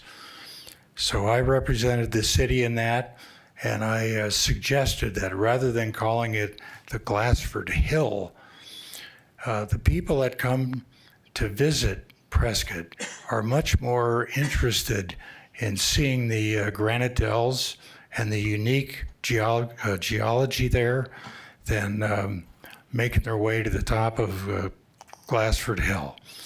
So I suggested that we combine the two to be able to make future marketing a little more interesting for people that might want to come to this park and preserve by mentioning the dells as part of the name. I think much more interest is generated by tourists, eco-tourists, to have an opportunity to experience the dells and not necessarily going up to the top of extinct volcano, Glassford Hill. So when I made that comment to the rest of the parties involved, they all agreed that that was a very effective way of describing this new park and preserve. So they all voted unanimously to do that. And then we agreed and voted on a IGA that referenced this name. So in essence, we've already done that. We've already made the decision by the council to adopt that name of Glassford Dells Regional Park. So that's the background. Can I ask a question of the attorney to further clarify that? Joe, that email that you sent out to us, the intergovernmental agreement that we signed on to with Prescott Valley and the county to purchase that land, did that create a park, or did that create the purchase of the land that will someday become a park? Neither. It created a coalition between the governments to seek out this property and preserve it as open space. Well, the mayor just said that it created a park. That was the intent, was to secure the open space. Whether it was a park or something else, it wasn't. It was passive recreation space. Okay. But it was then through the. So it just authorized the purchase of the land for a future park. I wouldn't go. It created the coalition to seek out the land. Okay. The land was then purchased from the state, as you know, and the budget appropriations from the House, which was accepted by the city. Not to make a mountain out of a molehill, since we're talking about a mountain. But I remember when we were having a conversation several months ago about the Centennial Center and renaming it to the Marlin Kirkendall, and we ended up saying it's the Marlin Kirkendall Centennial Center. I think it would be nice to just make it the Granite Dells Glassford Hill State Park. And then you get the Granite Dells in there. That's all I'm going to suggest. I'll stop talking. Well, it's not our call. We have 4 parties involved here. So if you want to have part of the park called one thing, another part of the park called something else, and maybe a different part of the park called a third name, that's what we're entering into. So all the parties involved, including the state, agreed that Glassford Dells Regional Park was a unanimously accepted name for this park and preserve. And for the purposes of the plan, sir, we did update it per council's prior conversation. And this is a general plan document. When the park is finalized and marketing name and marketing material created, I'm sure that conversation can continue if need be. But for the purposes of the plan, it is what it is at this point in time, recognizing that it could change in the future. Councilman Gambogi, you want to weigh in on this? I want us to stop discussing this. This can be resolved at a future council meeting. We need to get this general plan on the ballot and stop talking about minutia like this. Thank you. Councilwoman Furworth. Thank you, Mayor. In the spirit of what Mr. Gambogi just said, I did last time miscount. I said we were down to 107 strategies starting from 354. So I would say in 3 months, we've done a lot. I miscounted. It was 108. And with one change we made last time, it is now 109. So we have gone from 92 goals to 53 goals. We have gone from 354 strategies down to 109. I think we've done yeoman's work in 3 months. Is this perfect plan for me? No, it's not perfect. Is it perfect for the city of Prescott? Yes, I think it is. I think it's perfect for this town that's lovely and that loves Western hometown heritage and that has this quirky little bohemian undervibe. For me, this is as perfect as I have been able to make it in 3 months of sitting up here having this discussion. So I wanted to correct my record first off by misspeaking on the number, and I am absolutely ready to move this to the voters and let the voters have their will, and then we'll take it from there. All right, do we have any other further comments from the council? Councilman Gambogi? Perfect is the enemy of the good. This is good enough to send to the voters. All right, I guess we can move on to public comment now. Jenna James.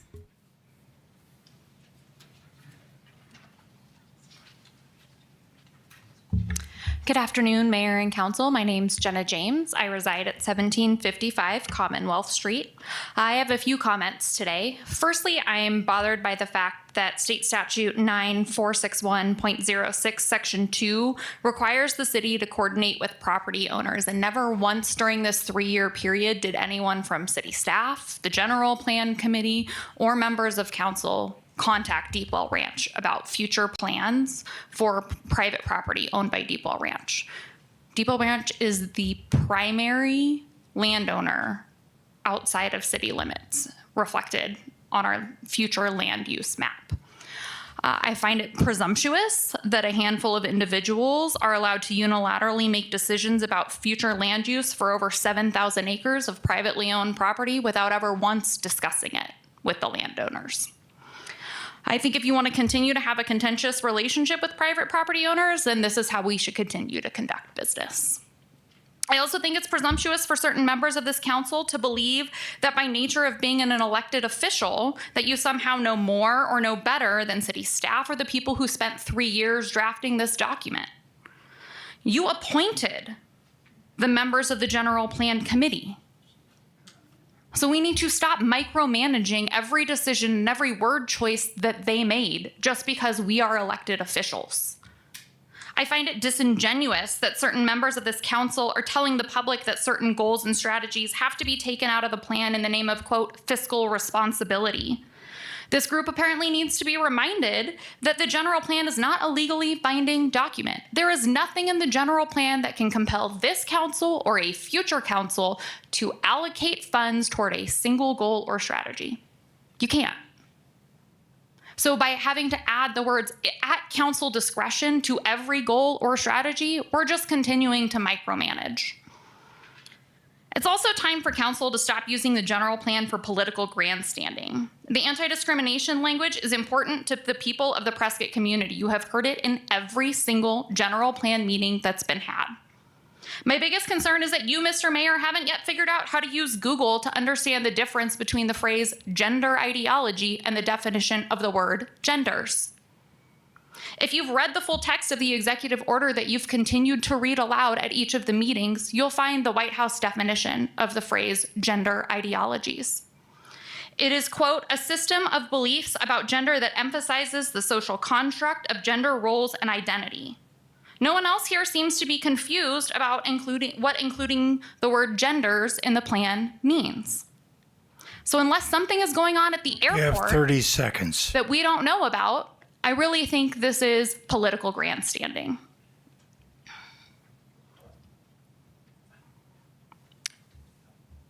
My last comment is... Your time is up. Okay. Ron James? No. Ken Fiddick?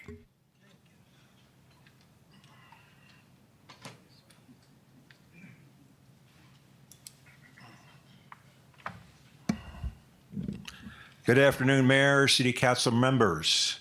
It's my third visit up here on this particular topic. So I understand you've had 6 meetings, but you want the public to vote in November.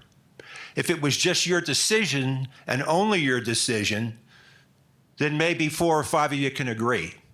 But you're going to need more than 4 or 5 approvals from the voters of the city of Prescott. I hope you understand that, because right now, this does not look like there may be a consensus, but to get 5 votes, I think, will be astounding today. To get 7-0 would be really astounding, because everything else today has been 7-0. I don't know if this is going to be 7-0.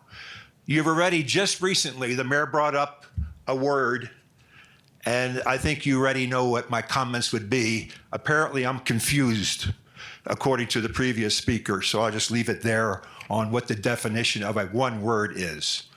But Prop 478 required a little tweaking before it was ever going to be approved by the voters last year, Prop 478.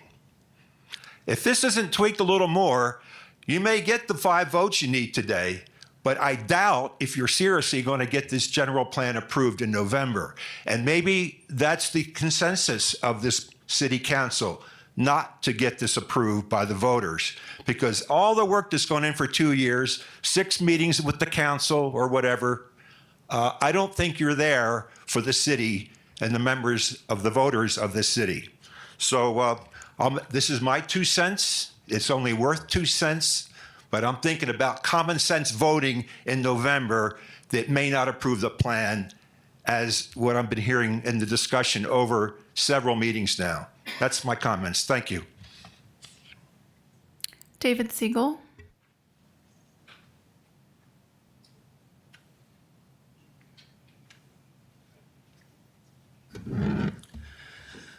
Mayor Good, council members, good afternoon. I'd like to start off with a little history lesson. I'm sure there's some people in this room today that believe that we live under a democracy. We do not.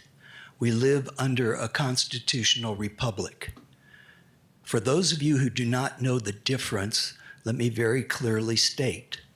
Under a constitutional republic, we represent you, individuals, to represent us, the majority of the electorate. We do not represent you to represent your personal agendas. This plan, in my last reading, is still replete with woke ideology, DEI injection, and issues that do not represent Prescott. And as the gentleman who stood up here the first time, I believe his name was Nick, he said his goal is to keep Prescott, Prescott. Now, in a last review, nationwide, the majority of 70 to 80% of all electric voters denied or rejected DEI woke ideology. As the last time I checked, Prescott was in that category of national voters. It's important for you to realize, as the majority, we have almost 20,000 Republican registered voters in Prescott compared to less than 8,000 registered voters who are Democrats here in Prescott. Your responsibility is to represent the majority, yes, with consideration for the minority. And your vote today will be indicative of the trust we will place on you in upcoming elections or anything in the future in your public or private lives. Vote what is right for Prescott, not what is right for your own personal or somebody else's agenda or ideologies. Thank you. Melissa Radwick.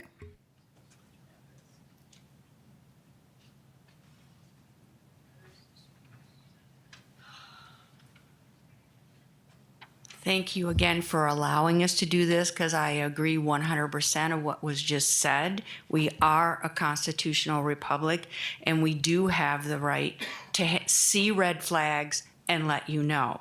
And I do appreciate I only know Lois from her 5G, but she came to listen. And I listened to the mayor. I listened to him listen. And just the tree thing is, can we put these trees? Do we have enough water? I listened to Connie. She said to us, you know, there's some verbiage in here that maybe some of the Prescott people wouldn't know. It goes back to what this man just said about how it's written, and those words do matter. I sat here and listened to her say that we aren't supposed to micromanage. And we are educated, intelligent constituents who see the red flags. I have 4 people, and I know Grady he hasn't been here long, but he was listening. I heard Eric say about the water. I really appreciated that they were listening to us, because it is a concern for us in all of this. But I also heard and watched, because I'm a grade school counselor, and the one thing I can do is listen well and observe behavior. And this is my 3rd time being here too. And I saw 2 council members who folded their arms and said, we're not changing anything. And I went, oh my gosh, you are not the people who sit back and say, we did it. We get to say and do it. And I appreciate those who were listening and those who are saying that to us. I really don't know where this all comes. I mean, things were said that I went, oh my goodness, we are not, it's my way. I spent 2.5 years doing it. We all volunteer and we don't say, it's my way. And we are a constitutional republic. So I've appreciated the listening skills of the people here that did question and read every strategy. I thank Lois, Phil, and Connie. I appreciate the other 2 who look at us as intelligent people. So these constituents that are talking to you have God-given gifts that will help Prescott be the best town city. And I think, no, I said that wrong, be the best town or city. And I want to thank you for being today a constitutional republic and letting us speak, because we are educated, intelligent people. And we do I'm sorry, see your it. time's up. Thank you. Kathy Rusing.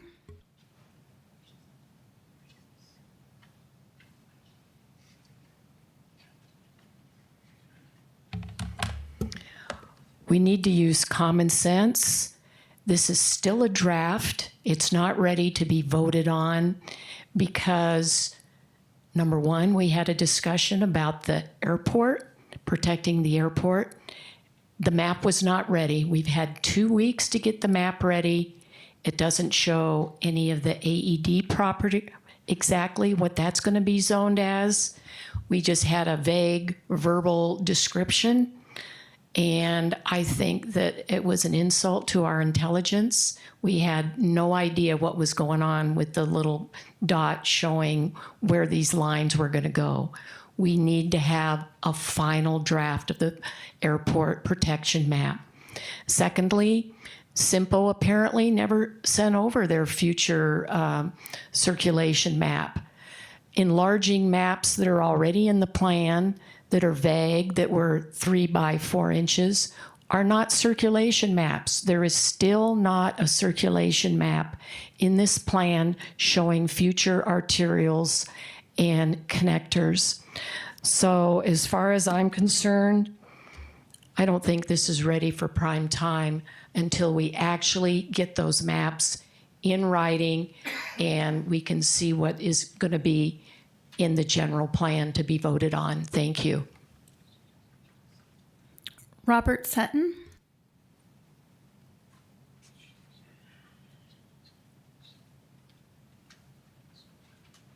Robert Seaton, Prescott, Arizona. Mayor, council, I want to correct something that was said a few minutes ago. If you're working on a government contract, you comply with the government requirements. As a DoD program manager, project engineer, and work for a corporation, you must comply with the statement of work. And when you respond to the statement of work, you comply with the requirements to receive a grant or that federal contract. In my case, it was the defense DOD contracts. The other thing that really concerned me had to do with the fact that this document, this general plan that I obtained a copy of, which is dated March 19th, 2025, with all the changes that are inside of it, the city can't afford what's contained in this document. There are indications that the city, in order to be vibrant and be future, needs to comply with all these requirements. There's a cost basis. There hasn't been a cost analysis done for the information that's contained in this document. Further, the planning department is governed by the APA, which came out in 1978 when I completed my second master's and was a pre-law student. This Growing Smart User Manual is what guides the planning department.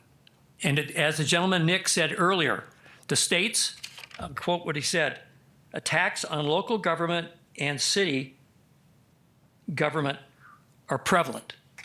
Well, that's coming out of one of the universities in Arizona, and it's going national.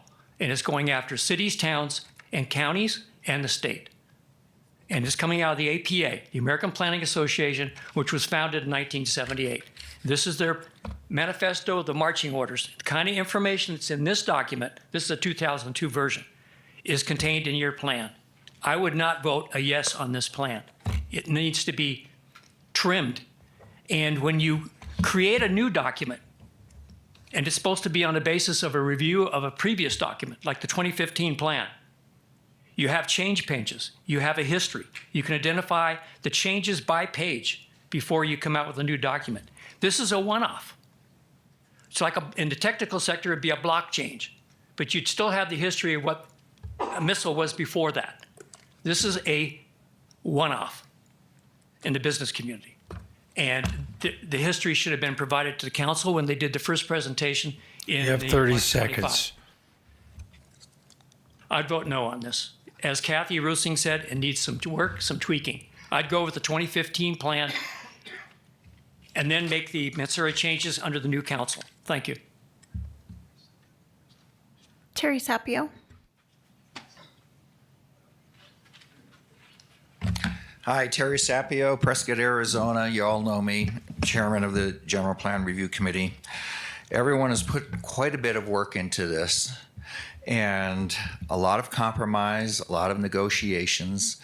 It reminds me of when my 31 years at Southwest Airlines and all the contract negotiations as a pilot that we went through.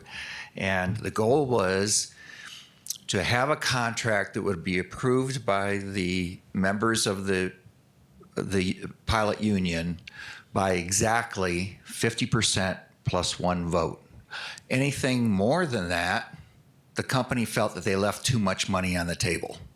So all this division is telling me that y'all are leaving no money on the table. So, I mean, when it comes to negotiations, this is what happens when you have a compromise. Councilman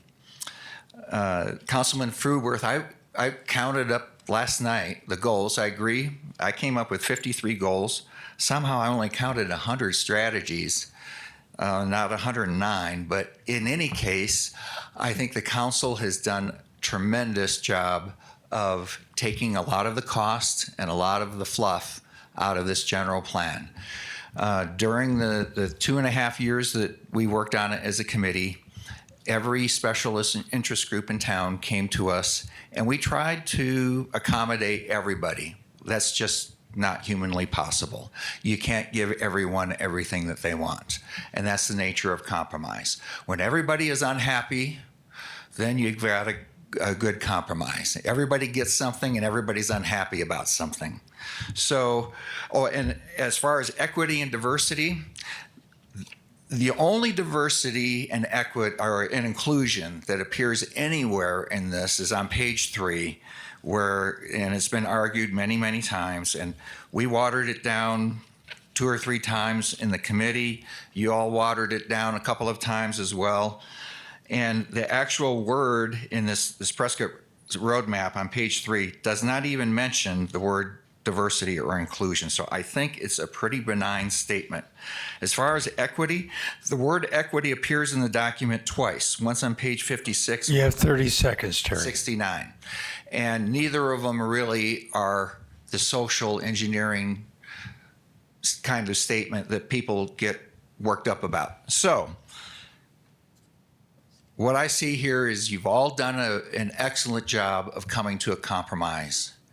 And the fact that everybody is upset about something means you did a good job of compromising.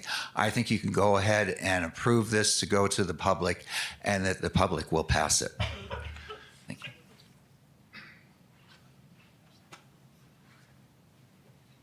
Kenneth Gollner.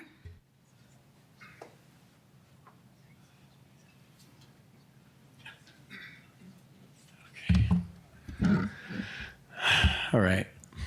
So there's a lot of issues here. I don't know where to start, but I want to say first, just in general, I've heard it so many times of the last several meetings, I missed one, that because this is not a legally binding document, that we shouldn't worry. That misses the point entirely. The whole point is, once this document is passed, every time something that is legally binding is on the floor, they'll say, this is what the people voted for. This is what the council voted for. You have to pass X, Y, or Z ordinance or bill because it's in the general plan, which is exactly why it matters what's in the general plan. Now, the other thing I want to say real quick is part of the deception that I've tried to articulate a couple times before is that whenever you criticize this stuff, which is by design, the methodology of deflecting criticism is to label something in terms that few people will be able to criticize. Who doesn't like community? Who doesn't want to take care of the environment? Who doesn't want resiliency? They're all buzzwords to deflect criticism. The whole point being is that that's not what this is really about. Why do I know that? Is because these terms are used in other documents in other places, such as the United Nations and everything that comes from that, American Planning Association, to get people to be quiet. It's not really about protecting the environment. It's a ruse. Anyway, I could go on, but I want to say something about my expertise, which is physics and electromagnetic fields.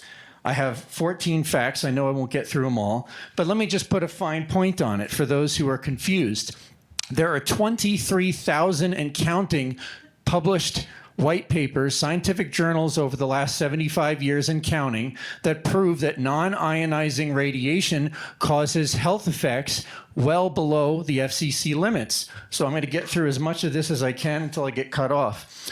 The court ruled against the FCC in 2018 in the case of an EHT et al. V. FCC, finding that the FCC acted in an arbitrary and capricious manner in establishing their guidelines and ignored over 11,000 pages of published medical literature showing serious harm to health and health effects at levels much lower than FCC guidelines. This is in reference to... You have 30 seconds. Digital... You have 30 seconds more. And smart meters, okay? It's... Non-ionizing radiation cause harm well below levels that are heating tissue or ionization. Another assumption is that pulsed signals or shorter signals are less harmful because a lot of times if you ask the utilities, they'll say, oh, it only sends a signal for a few minutes a day. They're pulsed signals. Sorry, sir, but your Peer-reviewed time is literature up. shows that this is more harmful. Richard Thompson.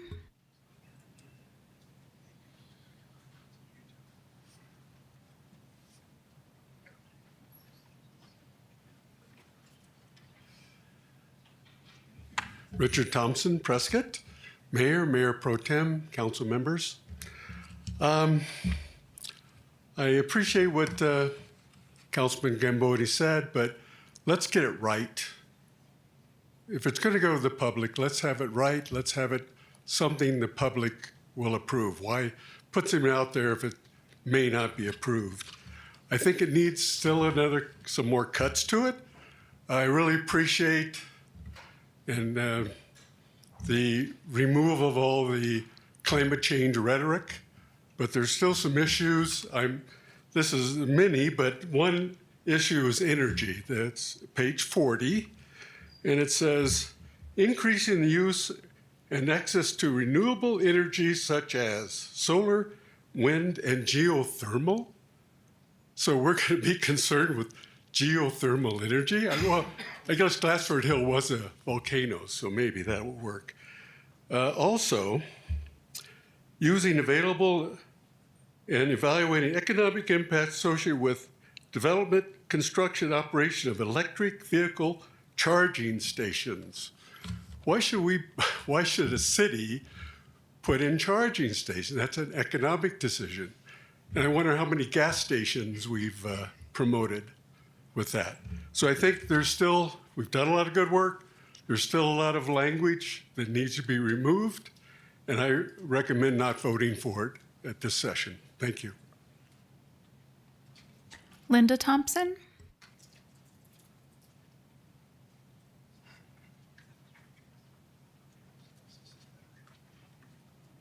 Mayor, Council, I can't believe how much work and time has gone into this, and I'm sorry that that's the case. This needs to be pared down considerably to something workable. I think I've said this before. I'm an aerospace engineer. This is not logical to me, and I know I sound like Spock, but one thing I'm seeing tonight is that, or this afternoon, this has been very clarifying. Just some of the votes, very clarifying, and I hope the public's listening to this. What I had pulled out of the 122 pages left in this thing, I'm going to work hard to make sure if you guys are going to vote this for the public to vote on, I'm going to try and help to make sure it does not pass when it's on the ballot. So thank you. Cynthia Wagner.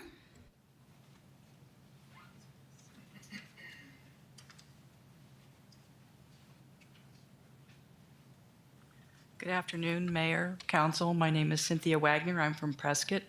I have a very short statement.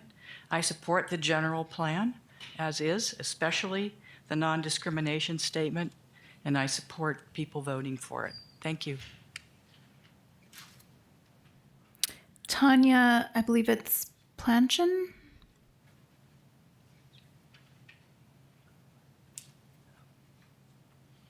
Good afternoon, Mayor and Council.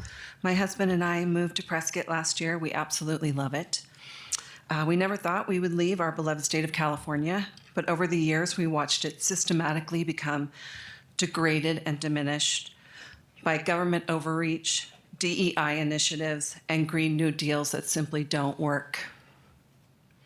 Prescott's general plan has these same California-esque policies, and we pray that you will listen when we tell you they don't work, we don't need them, and we don't want them. We do not need diversity wording because everybody here naturally understands that diversity is not only welcome, but makes life interesting. We don't need equity talking points because it's already mandated by law that you cannot discriminate. We don't need you to push inclusion because you as city council members are not our mommy and daddy. We don't need you to tell us how to behave. Everybody understands that some growth is needed for the well-being of a community, but there are common sense ways to achieve this without this unattainable and overreaching general plan. Please don't push this so-called progressive agenda down our throats and turn this most beloved town into another liberal hellhole. I just left one. Lastly, where are all the cyclists begging for bike lanes? I don't see them here. Where are all the people saying that Prescott doesn't have enough trees? It's almost comical. And lastly, shame on those who voted against our future grants so you could keep your woke gender ideology at the cost of us. There are a small but mighty group of us who are keeping a close eye on the City Council and their activities so that you represent the majority and not the minority woke agenda. Thank you. J.D. Greenberg.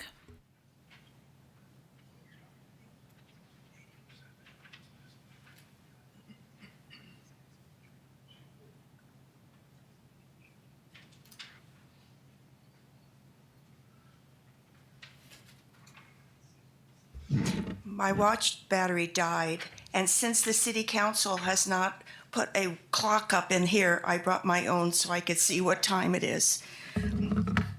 Good afternoon, Mayor and Council. You've heard my previous comments regarding the content of the revised 2025 general plan, but today I speak from a little bit different perspective. It was kind of, someone came to me and brought this forward, and so I agreed to show up. The Prescott City Council appointed a group of qualified citizens who devoted over 2.5 years to create a draft general plan. Then at the last minute, a few deemed it faulty. There was ample opportunity for the council as well as citizens to attend public meetings and give their input. Waiting until the final draft was done to begin a massive campaign of micromanagement, which involved editing and deleting important parts of the documents without public review or comment, goes against all the principles of effective management and participatory government. No effective board of directors would micromanage in this way. It jeopardizes the willingness of knowledgeable people to serve on future boards and commissions, as well as risking the loss of frustrated, experienced city employees. I ask that those of you who see merit in the March 25th version of the plan vote to forward it to the November general election ballot. It was submitted by the Prescott General Plan Review Committee after including extensive public comment.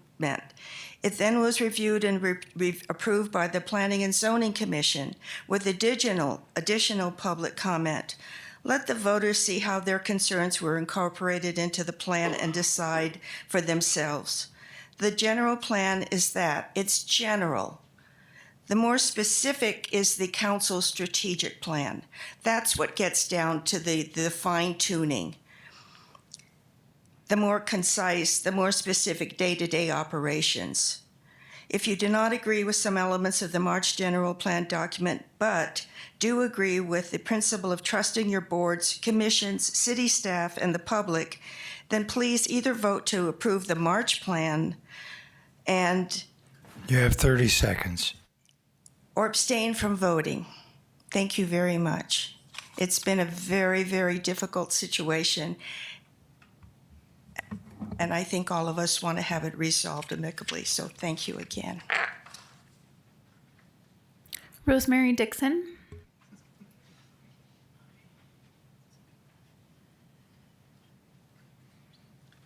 Hi, everybody. This is going to be unpopular, I know, but that's okay. As a retired sociology professor, it's embarrassing for this city's leadership does not appear to understand the difference between sex and gender. That blows me away, actually. Sex is biological, genetic, hormones and genes, okay? Gender is not. Some women wear pants, some women don't. How one expresses one's gender is not the same as sex. There is no such thing as gender ideology. That is a made-up term to divide us. Please understand this, and don't worry about sex and gender. Thank you. That's all, Mayor. All right, we've concluded the discussions on this, so we now have to make a decision on adopting this resolution. So I'm open to a motion. Mr. Mayor, after 6 meetings of talking about the subject, we've not talked about the principle. And the principle is, do we trust our boards and commissions and city staff? So with that in mind, I move to accept the general plan as submitted on March 25th.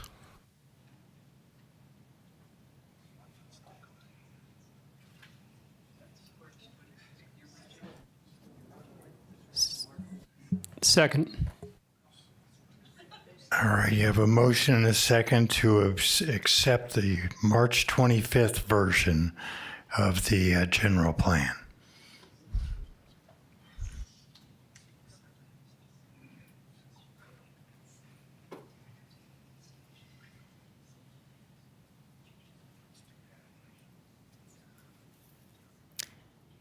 Passes 4-3. But it needs 5 votes. We need 5. So it's Sorry, fails 4-3. I'm used to 4 being the rule. Sorry. All right, I'll entertain another motion. And Mr. Mayor, if I may just recapitulate one thing, the general plan document will be updated based on the typographical errors and what was discussed at this meeting, and the future land use map updated based on the conversation we had with airport. So that's what's on the table relative to this plan. Correct. And the motion can be found in your packet, the adoption of resolution number 2025-1922.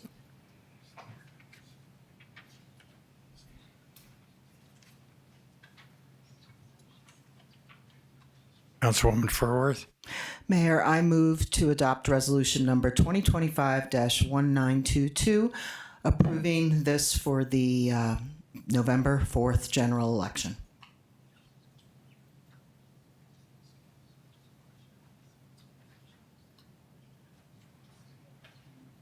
Do I hear a second?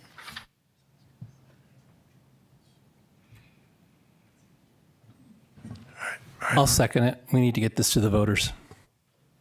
All right, you do have a motion and a second. Please vote.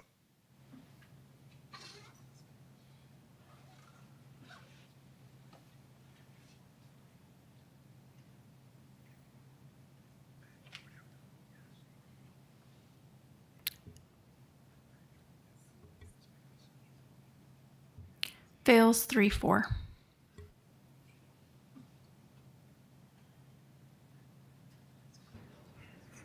Well, we seem to have a stalemate here.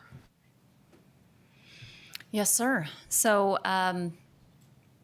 it's my understanding from legal that this needs a 5-2 vote to make it to the November ballot. Should council carry forward and not put that on the ballot, then the city will operate under the 2015 general plan. And I believe the state statute depicts or requires us to bring something back at the next regular scheduled election or a special election. I would propose the next regular to meet statute requirements. Is that correct? The statute doesn't contemplate not bringing something to the voters. So in terms of if the voters say no, we have a clear direction. If council doesn't approve or bring something to voters, we need to just keep working on it and bring it at the next election. All right, well, there you have it. So I guess we're going to move on to item 11, council liaison, boards, commission, and commission updates. Thank you, Mayor. Just give me 1 second to get my updates here. I did not receive any updates from any member of council on your respective boards and commissions, so I'm just going to kind of generally go over upcoming meetings, and then if any of you have anything that you would like to announce or discuss regarding your boards and commissions, please let me know. So the council will be taking a break for the summer, beginning after the Tuesday, July 8th meeting until Tuesday, August 25th. So meetings of our boards and commissions will be minimal, if at all, during that time as well. We do have a July 1st council subcommittee on water issues meeting, a July 2nd Mayor's Veterans Commission meeting, a July 2nd Workforce Housing Commission meeting, a July 3rd Council Subcommittee on Appointments, July 11th Prescott Preservation Commission, and July 14th Pedestrian, Bicycle, and Traffic Advisory Committee. And that is all I have on that item, Mayor. Very good. Are there any closing comments from any member of the council? I'd like to make one, Mayor. Councilman Moore? Thank you, Mayor. I guess I'm discouraged in the sense that we couldn't get a 5-2 vote today. And as our legislative representative was speaking earlier today, Alexis made a comment that I wrote down. She said, political climate makes it really hard to get things done. And we've seen that today. The political climate makes it really hard to get things done. One gentleman that got up and spoke today said, let's get it right. The problem is, in many people's mind, we'll never get it right because we will always have dissension and contention. And I really appreciate Mr. Sapio's comments today because he was the chair of the General Plan Committee. I served as the council liaison to that committee for a long time. And I think we're sending a horrible message to members of the public when we are asked to serve on boards, committees, and commissions. Why would they want to commit years of time to serve on a board, committee, and commission when their efforts are not supported?